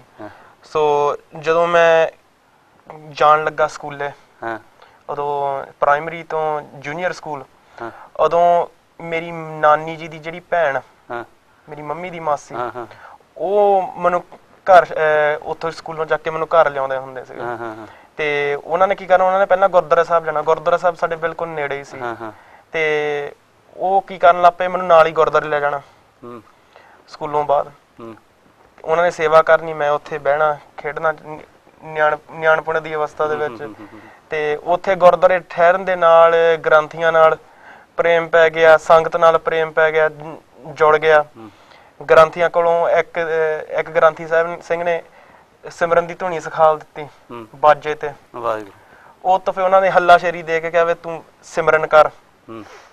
ਐਤਵਾਰ ਵਾਲੇ ਦਿਨ ਸਾਡੇ ਉੱਥੇ ਗੁਰੂ ਘਰ ਸ਼ਾਮ ਨੂੰ ਸਿਮਰਨ ਬੱਚੇ ਕਰਦੇ ਹੁੰਦੇ ਸੀ, ਸੰਗਤ ਵੀ ਨਾਲ ਜੁੜਦੀ ਸੀ ਥੱਲੇ ਬੈਠ ਕੇ ਉੱਥੇ ਦੀਵਾਨ ਹਾਲ ਦੇ ਵਿੱਚ। ਤੇ ਸਿਮਰਨ ਕਰਨ ਲੱਗ ਪਿਆ। ਫਿਰ ਮਹਾਰਾਜ ਨੇ ਐਸੀ ਵਿਧ ਬਣਾਈ ਕਿ ਉਸ ਗੁਰੂ ਘਰ ਦੇ ਵਿੱਚ ਮਰਿਆਦਾ ਦੀ ਬਦਲੀ ਹੋਈ ਕਿ ਜੇ ਕੋਈ ਵੀ ਕੀਰਤਨ ਕਰਨਾ ਕੁਛ ਵੀ ਉਹ ਸਟੇਜ ਤੋਂ ਕਰਨਾ ਜ਼ਰੂਰੀ ਹੈ, ਥੱਲੇ ਬੈਠ ਕੇ ਨਹੀਂ ਕਰਨਾ। ਠੀਕ ਹੈ, ਠੀਕ ਹੈ। ਸੋ ਸੰਗਤ ਵਿੱਚੋਂ ਕਿਸ ਨੇ ਆਵਾਜ਼ ਚੱਕੀ ਵੇ ਜੇ ਸਟੇਜ ਤੇ ਬਹਿਣਾ ਇਹ ਬੱਚਾ ਨਹੀਂ ਫਿਰ ਬਹਿ ਸਕਦਾ ਜਿਹੜਾ ਕੀਰਤਨ ਕਰਦਾ ਹੈ, ਇਹ ਕੇਸ ਰੱਖਣੇ ਪੈਣੇ ਆ। ਫਿਰ ਜਿਹੜੇ ਸਾਡੇ ਗੁਰੂ ਘਰ ਦੇ ਸੀਗੇ ਸਿਆਣੇ ਉਹਨਾਂ ਨੇ ਵਿਚਾਰ ਕੀਤੀ ਵੀ ਗੱਲ ਵੀ ਠੀਕ ਹੈ, ਵੀ ਅਸੀਂ ਇਹਨੂੰ ਪੁੱਛਦੇ ਵੀ ਤੂੰ ਕੇਸ ਕਾਹਤੇ ਨਹੀਂ ਰੱਖਦਾ। ਮੈਂ ਫਿਰ ਦੱਸ ਦਿੱਤਾ ਕਿ ਮੇਰੇ ਮਾਤਾ ਪਿਤਾ ਮੇਰੇ ਨਹੀਂ ਮੰਨਦੇ ਨੇ। ਸੋ ਉਹਨਾਂ ਨੇ ਫਿਰ ਵਿਚਾਰ ਕੀਤਾ ਕਿ ਅਸੀਂ 5 ਜਣੇ ਜਾਂਦੇ ਆ ਇਹਦੇ ਘਰ, ਇਹਦੇ ਮਾਤਾ ਪਿਤਾ ਨਾਲ ਗੱਲਬਾਤ ਕਰਨ। ਸੋ ਗੁਰੂ ਘਰੋਂ 5 ਸਿੰਘ ਸਾਡੇ ਆਏ, ਉਹਨਾਂ ਨੇ ਮੇਰੇ ਮਾਤਾ ਪਿਤਾ ਨਾਲ ਗੱਲ ਕੀਤੀ ਵੀ ਹੁਣ ਤੁਸੀਂ ਬੱਚੇ ਨੂੰ ਕੇਸ ਰੱਖ ਲੈਣ। ਸੰਗਤ ਨੇ ਫੈਸਲਾ ਕਰ ਲਿਆ ਵੀ ਬੱਚੇ ਦੇ ਕੇਸ ਰੱਖਣੇ ਚਾਹੀਦੇ ਆ। ਸੋ ਉਦੋਂ ਤੋਂ ਇਹੀ ਅਰਦਾਸਾ ਕਰ ਦਿੱਤਾ ਕਿ ਹੁਣ ਕੇਸ ਨਹੀਂ ਕਤਲ ਕਰਨੇ। ਸੋ ਹੁਣ ਮਾਪਿਓ ਖੁਸ਼ ਆ? ਹੁਣ ਖੁਸ਼ ਹੈ ਜੀ। ਖੁਸ਼ ਆ। ਇਹ ਆਪ ਜੀ ਸੁਣ ਰਹੇ ਹੋ, ਵਾਸਤਵ ਵਿੱਚ ਜਿਹੜਾ ਬੀਜਿਆ ਹੋਇਆ ਨਾ ਵੱਡਿਆਂ ਦਾ। ਤੁਸੀਂ ਵੀ ਘਰ ਵਿੱਚ ਮੇਰੀਆਂ ਬਹੁਤ ਇਹੋ ਜਿਹੀਆਂ ਮਾਵਾਂ ਬੈਠੀਆਂ ਨੇ ਜਿਨ੍ਹਾਂ ਦੇ ਪੋਤਰੇ ਪੋਤਰੀਆਂ ਘਰੇ ਨੇ, ਤੁਹਾਡੇ ਦੋਤਰੇ ਦੋਤਰੀਆਂ ਘਰੇ ਨੇ, ਤੁਹਾਨੂੰ ਕੋਈ ਕੰਮ ਨਹੀਂ। ਜੇ ਆਪਾਂ ਚਾਹੁੰਦੇ ਹਾਂ ਬੱਚਿਆਂ ਨੂੰ ਤੇ ਤੁਸੀਂ ਜ਼ਰੂਰ ਇਹਨਾਂ ਨੂੰ ਸਾਖੀਆਂ ਸੁਣਾਇਆ ਕਰੋ। ਜਿਹੜੀਆਂ ਉਹ ਸਾਖੀਆਂ ਸੁਣਾਈਆਂ ਹੋਈਆਂ ਨੇ ਉਹ ਬੱਚਿਆਂ ਦੇ ਅੰਦਰ ਜਿਹੜਾ ਬੀਜਿਆ ਉਹ ਜ਼ਰੂਰ ਪੁੰਗਰੇਗਾ, ਭਾਵੇਂ ਉਹ ਸਿੱਖੀ ਵਿੱਚ ਨਹੀਂ। ਸੋ ਇੱਥੇ ਇੱਕ ਮਾਤਾ ਜੀ ਸੀਗੇ, ਉਹਨਾਂ ਨੇ ਬੱਚੇ ਨੂੰ ਪੂਰਾ ਸਿੱਖੀ ਵਿੱਚ ਲਾ ਲਿਆ, ਪਰ ਬੱਚੇ ਦੀ ਜਿਹੜੀ ਮਾਤਾ ਸੀ ਉਹ ਸਿੱਖੀ ਵਿੱਚ ਨਹੀਂ ਸੀ। ਆਖਰ ਉਹਨੇ ਆਪਣੀ ਦਾਦੀ ਨੂੰ ਵੀ ਇਸ ਗੱਲ ਤੋਂ ਝਿੜਕਿਆ, ਤੂੰ ਪੁੱਠੇ ਪਾਸੇ ਲਾਉਣੀ, ਤੇਰਾ ਆਪ ਦਿਮਾਗ ਨਹੀਂ ਕੰਮ ਕਰਦਾ। ਬੱਚੇ ਨੇ ਬਾਣਾ ਧਾਰਨ ਕੀਤਾ ਹੋਇਆ, ਉਹਦੇ ਕੇਸ ਕਤਲ ਕਰਾਤੇ। ਅੱਜ ਉਹ ਮਾਂ ਵੀ ਪਛਤਾਉਂਦੀ ਹੈ। ਜੇ ਅੱਜ ਤੁਸੀਂ ਬੱਚਿਆਂ ਨੂੰ ਨਹੀਂ ਸੰਭਾਲ ਰਹੇ, ਯਾਦ ਰੱਖੋ ਸਮਾਂ ਆਵੇਗਾ ਤੁਸੀਂ ਬੱਚਿਆਂ ਨੂੰ ਇਹਨਾਂ ਨੂੰ ਕਹੋਗੇ, ਬੱਚੇ ਤੁਹਾਡੇ ਹੱਥਾਂ ਚੋਂ ਨਿਕਲ ਚੁੱਕੇ ਹੋਣਗੇ, ਫਿਰ ਸਮਾਂ ਜਿਹੜਾ ਹੱਥ ਨਹੀਂ ਆਵੇਗਾ। ਲੋੜ ਹੈ ਇਹਨਾਂ ਬੱਚਿਆਂ ਨੂੰ ਮੁੱਢ ਤੋਂ ਲੈ ਕੇ ਸੰਭਾਲੀਏ। ਇਹਨਾਂ ਨਾਲ ਪੰਜਾਬੀ ਵਿੱਚ ਗੱਲ ਕਰੋ, ਮਾਂ ਬੋਲੀ 'ਚ ਗੱਲ ਕਰੋ, ਇਹਨਾਂ ਨੂੰ ਸਾਖੀਆਂ ਸੁਣਾਓ, ਗੁਰੂਆਂ ਦੀਆਂ, ਸਾਹਿਬਜ਼ਾਦਿਆਂ ਦੀਆਂ ਸਾਖੀਆਂ ਸੁਣਾਓ। ਛੋਟੇ ਸਾਹਿਬਜ਼ਾਦਿਆਂ ਨੇ ਕਿਵੇਂ ਸਿੱਖੀ ਦੀ ਖਾਤਰ ਨੀਹਾਂ ਵਿੱਚ ਚੁਣੇ ਗਏ। ਗਿਆਨੀ ਜੀ ਮੈਂ ਆਪ ਜੀ ਨੂੰ ਇਹ ਬੇਨਤੀ ਕਰਾਂਗਾ, ਕਈ ਲੋਕ ਆਖਦੇ ਨੇ ਵੀ ਅਸੀਂ ਵੇਖੋ ਜੀ ਭਾਵੇਂ ਨਹੀਂ ਕੇਸ ਰੱਖੇ ਅਸੀਂ ਵੀ ਸਿੱਖ ਹੀ ਹਾਂ ਨਾ, ਤੁਹਾਡੇ ਭਰਾ ਹਾਂ, ਚਲੋ ਠੀਕ ਹੈ, ਪਰ ਕੀ ਹਰ ਸਿੱਖ ਨੂੰ ਕੇਸਾਂ ਬਾਰੇ ਤਾਂ ਹਰ ਧਰਮ ਵਿੱਚ ਕਿਤੇ ਵੀ ਇਜਾਜ਼ਤ ਨਹੀਂ। ਇਹ ਤਾਂ ਉਸ ਮਾਲਕ ਪਰਮਾਤਮਾ ਨੇ ਸ੍ਰਿਸ਼ਟੀ ਸਾਜੀ ਹੈ। ਵੇਖੋ ਉਹਨੇ ਹਰ ਜਾਨਵਰ ਨੂੰ, ਹਰ ਚੀਜ਼ ਨੂੰ, ਕੁੱਕੜ ਨੂੰ ਕਲਗੀ ਲਾਈ ਹੈ, ਕੁਕੜੀ ਦੀ ਡਿਫਰੈਂਟ ਨਹੀਂ ਲਾਈ, ਸ਼ੇਰ ਦੀ ਨਿਸ਼ਾਨੀ ਹੈ ਸ਼ੇਰਣੀ ਦੀ ਨਹੀਂ, ਹਰ ਚੀਜ਼ ਦੀ ਡਿਫਰੈਂਟ ਜਿਹੜੀ ਨਿਸ਼ਾਨੀ ਉਹ ਦੂਜੇ ਉਹਦੇ ਨਹੀਂ ਹੈ। ਇਸ ਵਾਸਤੇ ਮੋਰ ਦੀ ਜਿਹੜੀ ਨਿਸ਼ਾਨੀ ਮੋਰਨੀ ਦੇ ਨਹੀਂ। ਇਹ ਹਰ ਬੰਦੇ ਨੂੰ, ਹਰ ਧਰਮ ਨੂੰ ਵੈਸੇ ਇਜਾਜ਼ਤ ਤਾਂ ਨਹੀਂ। ਕੀ ਸਿੱਖ ਹੋਣ ਦੇ ਨਾਂ ਤੇ ਸਾਨੂੰ ਇਹ ਕੇਸ ਰੱਖਣੇ ਜ਼ਰੂਰੀ ਨੇ ਜਾਂ ਅੰਮ੍ਰਿਤ ਛਕਣਾ ਜ਼ਰੂਰੀ ਹੈ? ਕਈ ਸਾਨੂੰ ਇਹ ਸਵਾਲ ਕਰਦੇ ਨੇ। ਆਪ ਜੀ ਥੋੜਾ ਜਿਹਾ ਸੰਗਤਾਂ ਨੂੰ ਇਸ ਬਾਰੇ ਦੱਸਣਾ ਕਰੋ। ਦੇਖੋ ਮਹਾਰਾਜ ਦਾ ਵਚਨ ਹੈ, ਕੇਸ ਗੁਰੂ ਕੀ ਮੋਹਰ, ਗੁਰੂ ਸਮ ਜਾਨਾ, ਗੁਰ ਸਮ ਅਦਬ ਕੇਸ ਕੋ ਠਾਨਾ। ਵਾਹ ਜੀ ਵਾਹ। ਗੁਰੂ ਸਾਹਿਬ ਜੀ ਦੀ ਮੋਹਰ ਹੈ। ਜਿਵੇਂ ਕਿਸੇ ਸਰਕਾਰੀ ਕਾਗਜ਼ ਤੇ ਮੋਹਰ ਲੱਗੀ ਹੁੰਦੀ ਹੈ ਤੇ ਉਸ ਕਾਗਜ਼ ਦਾ ਮੁੱਲ ਪੈਂਦਾ। ਜੇ ਮੋਹਰ ਮਿਟਾ ਦਈਏ ਉਹਦਾ ਕੌਡੀ ਮੁੱਲ ਨਹੀਂ ਰਹਿ ਜਾਂਦਾ। ਸੋ ਇਹ ਤਾਂ ਗੁਰੂ ਸਾਹਿਬ ਕਲਗੀਧਰ ਪਾਤਸ਼ਾਹ ਜੀ ਦੀ ਬੜੀ ਵੱਡੀ ਬਖਸ਼ਿਸ਼ ਹੈ, ਸਰਦਾਰੀ ਮਿਲੀ ਹੋਈ ਹੈ। ਔਰ ਸੁੰਦਰਤਾ ਵੀ ਕੇਸਾਂ ਨਾਲ ਹੈ। ਸੁਹੱਪਣ ਜਿਹੜਾ ਉਹ ਜੇ ਕਿਸੇ ਔਰਤ ਦੇ ਮੰਨ ਲਓ ਅਸੀਂ ਬਿਲਕੁਲ ਹੀ ਟਿੰਡ ਕੱਢ ਦੀ 1 ਮਿੰਟ ਵਾਸਤੇ, ਭਾਵੇਂ ਕਿੰਨੀ ਸੋਹਣੀ ਹੋਵੇ, ਤੇ ਉਹ ਆਪਾਂ ਬਿਲਕੁਲ ਹੀ ਭਰਵੱਟੇ ਤੇ ਸਿਰ ਸਾਰਾ ਸਾਫ਼ ਕਰ ਦਈਏ, ਕਿੱਦਾਂ ਦੀ ਡਰਾਉਣੀ ਲੱਗੇਗੀ। ਤੇ ਇਸੇ ਤਰ੍ਹਾਂ ਮਰਦ ਦੀ ਜਿਹੜੀ ਸ਼ਕਲ ਹੈ ਉਹ ਦਾੜੇ ਕੇਸਾਂ ਨਾਲ ਹੈ, ਇਸਤਰੀ ਦੀ ਵੀ ਕੇਸਾਂ ਨਾਲ ਸੁੰਦਰਤਾ ਹੈ। ਤੇ ਜਿਹਨਾਂ ਲੋਕਾਂ ਨੂੰ ਇਹ ਭਰਮ ਹੈ ਵੀ ਕੇਸ ਰੱਖਣ ਨਾਲ ਅਸੀਂ ਜਿਹੜੇ ਕੋਈ ਭਾਰ ਪਵੇਗਾ ਜਾਂ ਸਾਡੇ ਤੇ ਕੋਈ ਵਜਨ ਪਏਗਾ, ਉਹਨਾਂ ਦਾ ਮਨ ਦਾ ਹੀ ਭਰਮ ਹੈ। ਦੂਸਰੀ ਗੱਲ ਹੈ ਵੀ ਜੇ ਕੋਈ ਕਵੇ ਵੀ ਮੈਂ ਕੇਸ ਰੱਖਾਂਗਾ ਤਾਂ ਮੇਰਾ ਧਰਮ ਬਦਲ ਜਾਏਗਾ, ਇਹ ਵੀ ਭੁਲੇਖਾ ਹੈ। ਸਾਰੇ ਧਰਮਾਂ ਵਿੱਚ ਕੇਸਾਂ ਦਾ ਸਤਿਕਾਰ ਹੈ। ਹਰ ਧਰਮ ਵਿੱਚ ਦੇਖੋ ਹਜ਼ਰਤ ਈਸਾ ਨੇ, ਉਹਨਾਂ ਨੇ ਸਾਰੇ ਦਾੜੀ ਕੇਸ ਉਹਨਾਂ ਦੇ ਸਾਬਤ ਸੀ। ਵੇਖ ਲਓ ਜੀ ਇਹਨਾਂ ਦੀ ਫੋਟੋ ਵੀ ਬਣੀ ਜਾਂ ਜਿੱਥੇ ਬੁੱਤ ਬਣਾਇਆ, ਠੀਕ ਹੈ, ਸਾਫ ਸੂਰਤ ਹੈ। ਮੁਹੰਮਦ ਸਾਹਿਬ ਜੀ ਦੇ ਕੇਸ ਅਜੇ ਵੀ ਹਜ਼ਰਤ ਬਲ ਮਸੀਤ ਵਿੱਚ ਉਹਨਾਂ ਨੇ ਸਾਂਭ ਕੇ ਰੱਖੇ ਹੋਏ ਆ। ਵਾਹ ਜੀ ਵਾਹ। ਬਹੁਤ ਲੰਮੇ ਕੇਸ ਸੀਗੇ, ਸੋਹਣੇ ਕੇਸ ਸੀ ਉਹਨਾਂ ਦੇ। ਇੱਕ ਕੇਸ ਗੁੰਮ ਵੀ ਹੋ ਗਿਆ ਸੀ, ਉਹਦੇ ਬਾਰੇ ਵੀ ਕਾਫੀ ਹੋਇਆ, ਬੜਾ ਉਸੇ ਬਾਅਦ ਹੀ ਹੋਇਆ ਸੀ ਹਜ਼ਰਤ ਬਲ। ਵੇਖ ਲਓ ਇੱਕ ਕੇਸ ਦੀ ਜੇ ਵੈਲਿਊ ਸੀ ਤਾਂ ਹੀ ਹੋਇਆ ਨਾ। ਸੋ ਕੇਸ ਤਾਂ ਜਿਹੜੇ ਆ ਉਹ ਕਿਸੇ ਵੀ ਧਰਮ ਚ ਮਾੜੇ ਨਹੀਂ। ਬਾਕੀ ਇਹ ਹੈ ਵੀ ਜੇ ਕੋਈ ਸਹਿਜਧਾਰੀ ਸਿੱਖ ਗੁਰੂ ਘਰ ਆਉਂਦਾ ਉਹਨੂੰ ਸਾਨੂੰ ਚਾਹੀਦਾ ਵੀ ਉਹਨੂੰ ਬਹੁਤਾ ਇੰਨਾ ਨਾ ਟੋਕੀਏ ਵੀ ਉਹਦਾ ਦਿਲ ਦੁਖੇ, ਪਿਆਰ ਦੇ ਨਾਲ ਉਹਨੂੰ ਪਿਆਰ ਨਾਲ ਸਮਝਾਈਏ। ਗੁਰੂ ਕੇ ਜਿਹਨੂੰ ਪਹਿਲਾਂ ਤੇ ਉਹਨੂੰ ਸੇਵਾ ਚ ਲਾਈਏ ਵੀ ਉਹ ਭਾਂਡੇ ਮਾਂਜੇ, ਝਾੜੂ ਫੇਰੇ, ਬੈਠੇ ਕੀਰਤਨ ਸੁਣੇ। ਜਦੋਂ 2 4 6 ਮਹੀਨੇ ਕੀਰਤਨ ਸੁਣੇਗਾ, ਬਾਣੀ ਸੁਣੇਗਾ, ਮਨ ਭਿੱਜੇਗਾ, ਗੁਰੂ ਸਾਹਿਬ ਪ੍ਰੇਰਣਾ ਦੇਣਗੇ।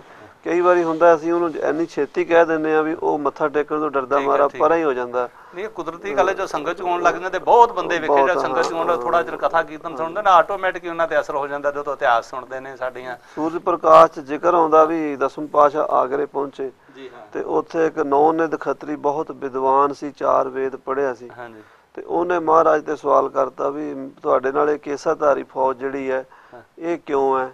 ਮਹਾਰਾਜ ਕਹਿੰਦੇ ਵੀ ਜੇ ਕੋਈ ਅਨਪੜ੍ਹ ਬੰਦਾ ਸਾਨੂੰ ਪੁੱਛਦਾ ਅਸੀਂ ਜਵਾਬ ਦਿੰਦੇ, ਤੂੰ ਪੜ੍ਹਿਆ ਲਿਖਿਆ ਤੈਨੂੰ ਤਾਂ ਪਤਾ ਹੋਣਾ ਚਾਹੀਦਾ ਵੀ ਸਾਰੇ ਵੇਦਾਂ ਸ਼ਾਸਤਰਾਂ 'ਚ ਲਿਖਿਆ ਵੀ ਕੇਸ ਜਿਹੜੇ ਨੇ ਉਹ ਪਰਮਾਤਮਾ ਦੀ ਦਾਤ ਹੈ, ਔਰ ਸਾਰੇ ਗ੍ਰੰਥਾਂ 'ਚ ਲਿਖਿਆ, ਪੁਰਾਣਾਂ ਵਿੱਚ ਵੀ ਵੇਦਾਂ ਵਿੱਚ ਵੀ ਸਾਰੇ ਰਿਸ਼ੀ ਮੁਨੀ ਕੇਸਾਧਾਰੀ ਸੀਗੇ, ਤੇ ਤੂੰ ਇਹ ਗੱਲ ਕਿਵੇਂ ਕਹਿੰਦਾ?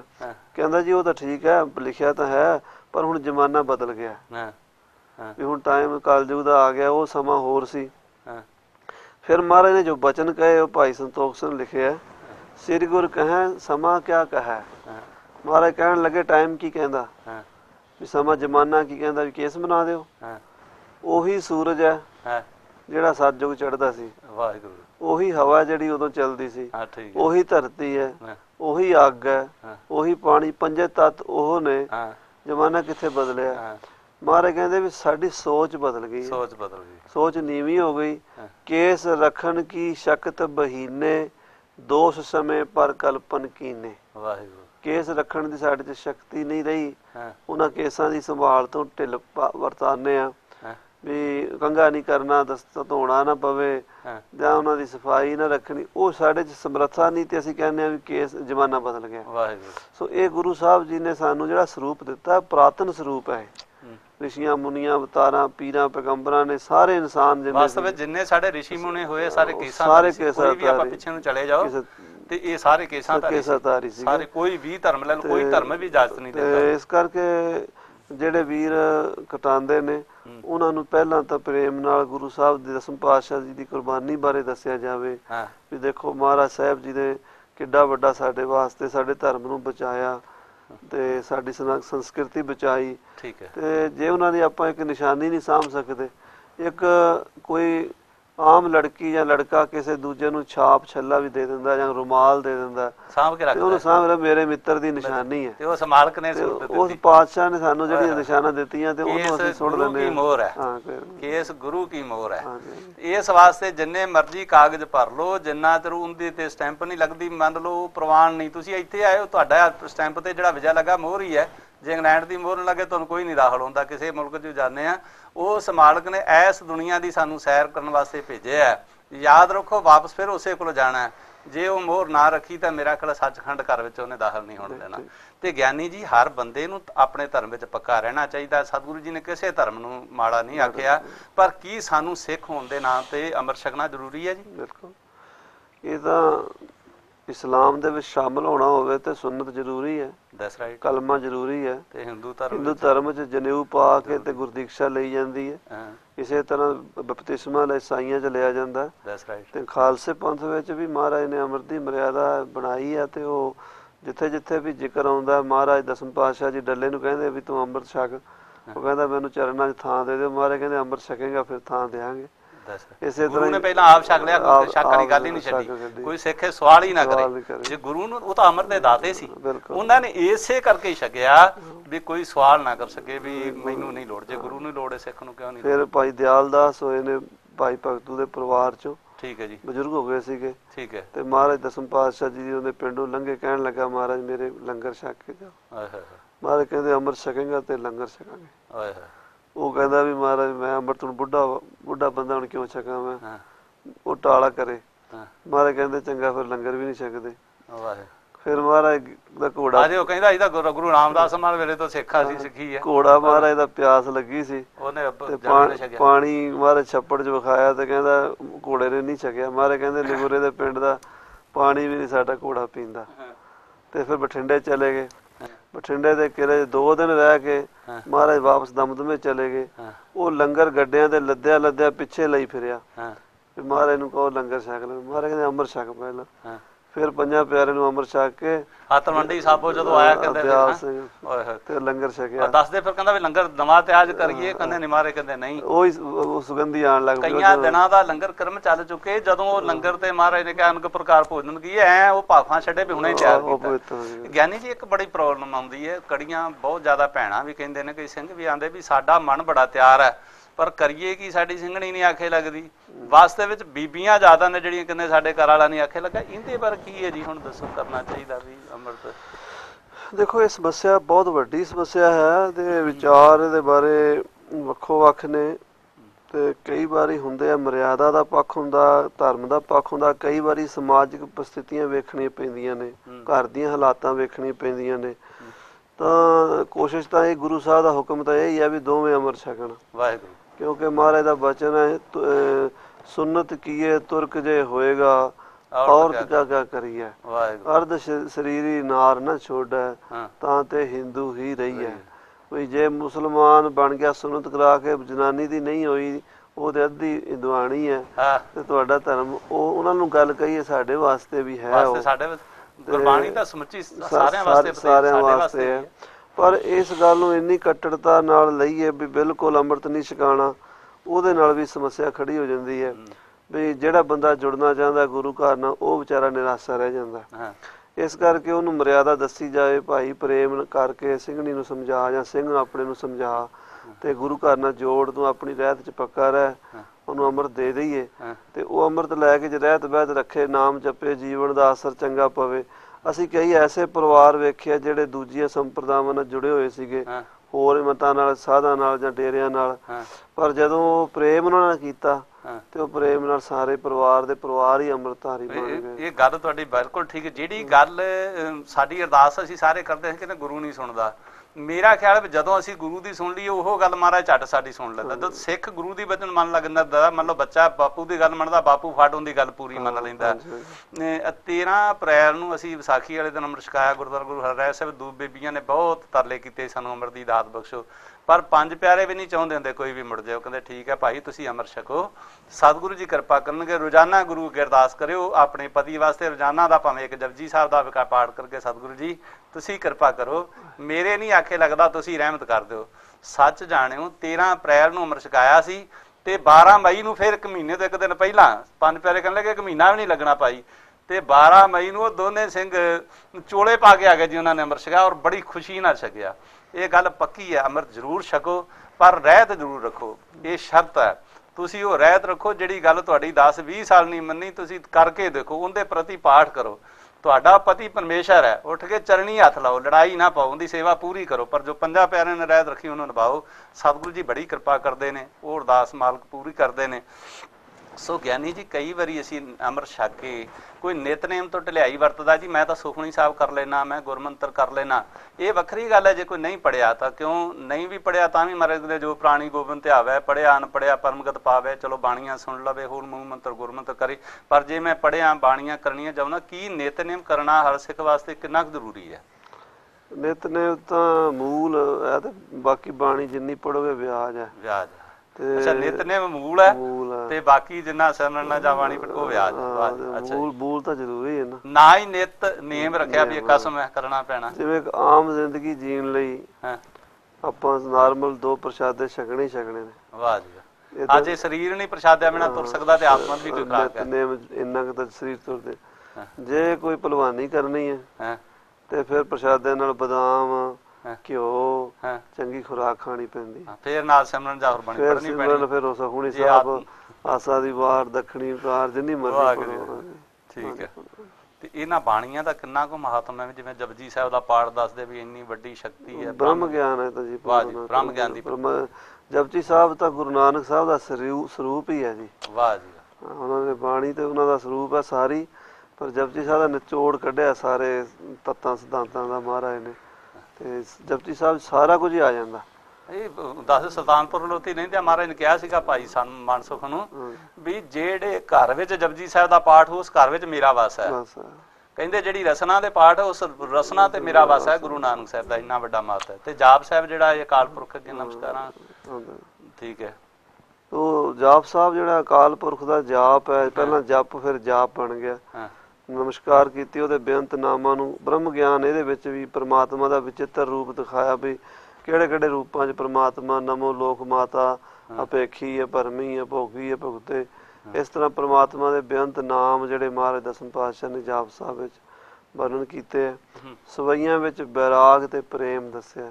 ਪਹਿਲਾਂ ਬੈਰਾਗ ਹੈ, ਵੀ ਮਾਤੇ ਮਤੰਗ ਜਰੇ ਜਰ ਸੰਗ ਅਨੂਪ ਉਤੰਗ ਸੁਰੰਗ ਸਵਾਰੇ ਕੋੜ ਤੁਰੰਗ ਕੋ ਰੰਗ ਸੇ ਕੂਦਤ ਪੌਨ ਕੇ ਗੌਨ ਕੋ ਜਾਤ ਨਿਵਾਰੇ ਵੀ ਐਡੇ ਐਡੇ ਵੱਡੇ ਰਾਜੇ ਮਹਾਰਾਜੇ ਹਾਥੀਆਂ ਘੋੜਿਆਂ ਦੇ ਮਾਲਕ ਮਾਤੇ ਮਤੰਗ ਜਰੇ ਜਰ ਸੰਗ ਉਹ ਵੀ ਚਲੇ ਗਏ ਤੇ ਤੂੰ ਤੇ ਬੰਦੇ ਚੀਜ਼ ਕੀ ਆ, ਤੂੰ ਵੀ ਚਲੇ ਜਾਣਾ। ਮੇਲਾ ਸੰਸਾਰ ਦਾ 4 ਦਿਨਾਂ ਦਾ ਤੇ ਤੂੰ ਪਰਮਾਤਮਾ ਦੀ ਬੰਦਗੀ ਕਰ।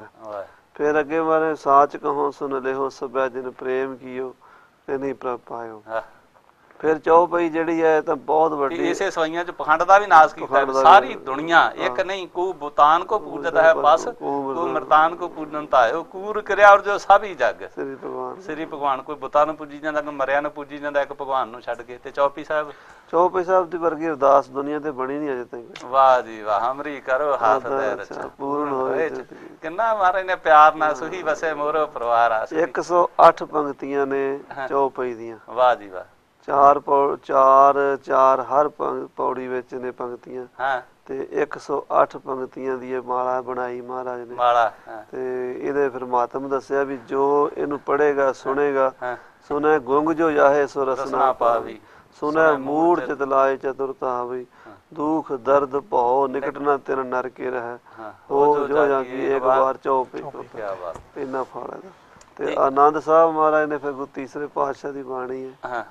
ਆਨੰਦ ਦੀ ਅਵਸਥਾ ਵਿੱਚ ਮਹਾਰਾਜ ਨੇ ਆਨੰਦ ਸਭ ਕੋ ਕਹੈ, ਆਨੰਦ ਗੁਰੂ ਤੇ ਜਾਣ, ਜੀਵਨ ਮੁਕਤੀ ਦਾ ਆਨੰਦ ਮਾਣੋ। ਤੇ ਸ਼ਾਮ ਨੂੰ 2 ਬਾਣੀਆਂ ਆਪਾਂ ਪੜ੍ਹਦੇ ਰਹਿਰਾਸ ਸਾਹਿਬ ਤੇ ਮਹਾਰਾਜ ਅਕਾਲ ਪੁਰਖ ਦੀ ਵਾਹਿਗੁਰੂ ਦੇ ਦਰਬਾਰ 'ਚ ਖੜ ਕੇ ਉਪਮਾ ਕੀਤੀ। ਸੋ ਦਰ ਤੇਰਾ ਕਿਹਾ, ਸੋ ਘਰ ਕਿਹਾ, ਜਿਤ ਵੈ ਸਰਬ ਸਮਾਨੇ। ਤੇ ਉਹਦੇ ਵਿੱਚ ਸੱਚੇ ਪਾਤਸ਼ਾਹ ਨੇ 9 ਸ਼ਬਦ ਗੁਰੂ ਗ੍ਰੰਥ ਸਾਹਿਬ ਜੀ ਦੇ ਆਪਾਂ ਪੜ੍ਹਦੇ ਹਾਂ। ਫਿਰ ਦਸਮ ਦੀ ਪਾਤਸ਼ਾਹ ਦੀ ਬਾਣੀ 'ਚ ਚੌਪਈ ਪੜ੍ਹਦੇ ਹਾਂ, ਸਵਈਏ ਪੜ੍ਹਦੇ ਹਾਂ।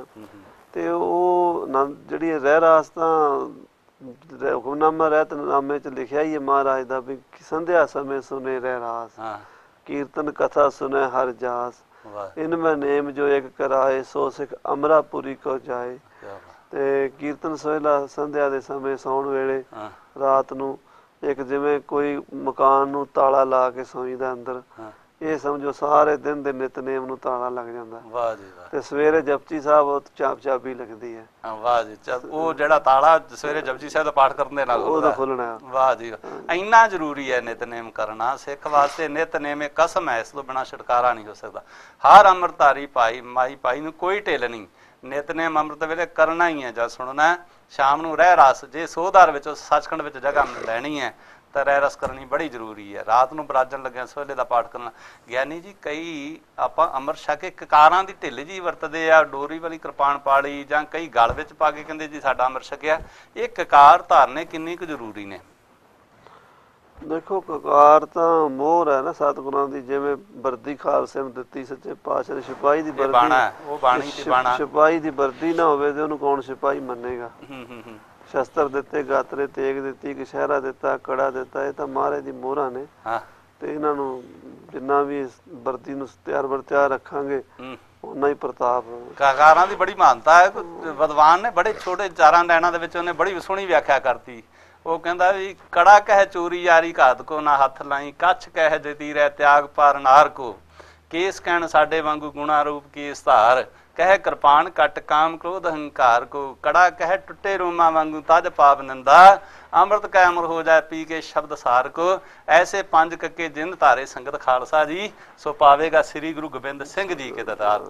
ਐਡੀ ਵੱਡੀ ਬਖਸ਼ਿਸ਼ ਹੈ ਇਹਨਾਂ ਕਕਾਰਾਂ ਦੀ। ਸੋ ਇਸੇ ਤਰ੍ਹਾਂ ਹੀ ਆਪਣੇ ਗਿਆਨੀ ਜੀ ਆਪ ਜੀ ਅੰਮ੍ਰਿਤ ਵੇਲੇ ਬਾਰੇ ਥੋੜ੍ਹਾ ਜਿਹਾ ਚਾਨਣਾ ਪਾਓ ਵੀ ਅੰਮ੍ਰਿਤ ਵੇਲੇ ਜਾਗਣਾ ਸਿੱਖ ਵਾਸਤੇ ਕਿੰਨਾ ਕੁ ਜ਼ਰੂਰੀ ਹੈ?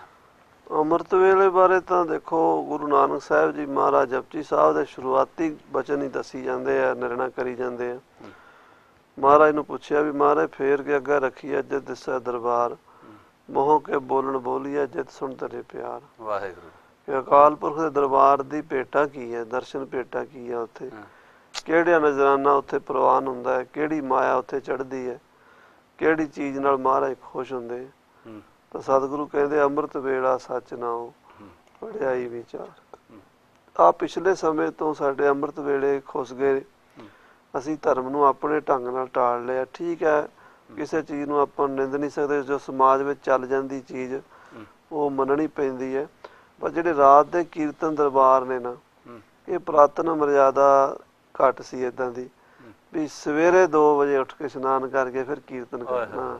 ਅੰਮ੍ਰਿਤ ਰਾਤੀ 9-10 ਵਜੇ ਸੁੱਖ ਨਾਲ ਸੌਂ ਜਾਓ ਤੇ ਸਵੇਰੇ 2-2:30 ਵਜੇ ਉੱਠੋ, ਇਸ਼ਨਾਨ ਪਾਣੀ ਕਰੋ, ਕੀਰਤਨ ਕਰੋ ਆਸਾ ਦੀ ਵਾਰ ਦਾ ਤੇ ਭਜਨ ਕਰੋ।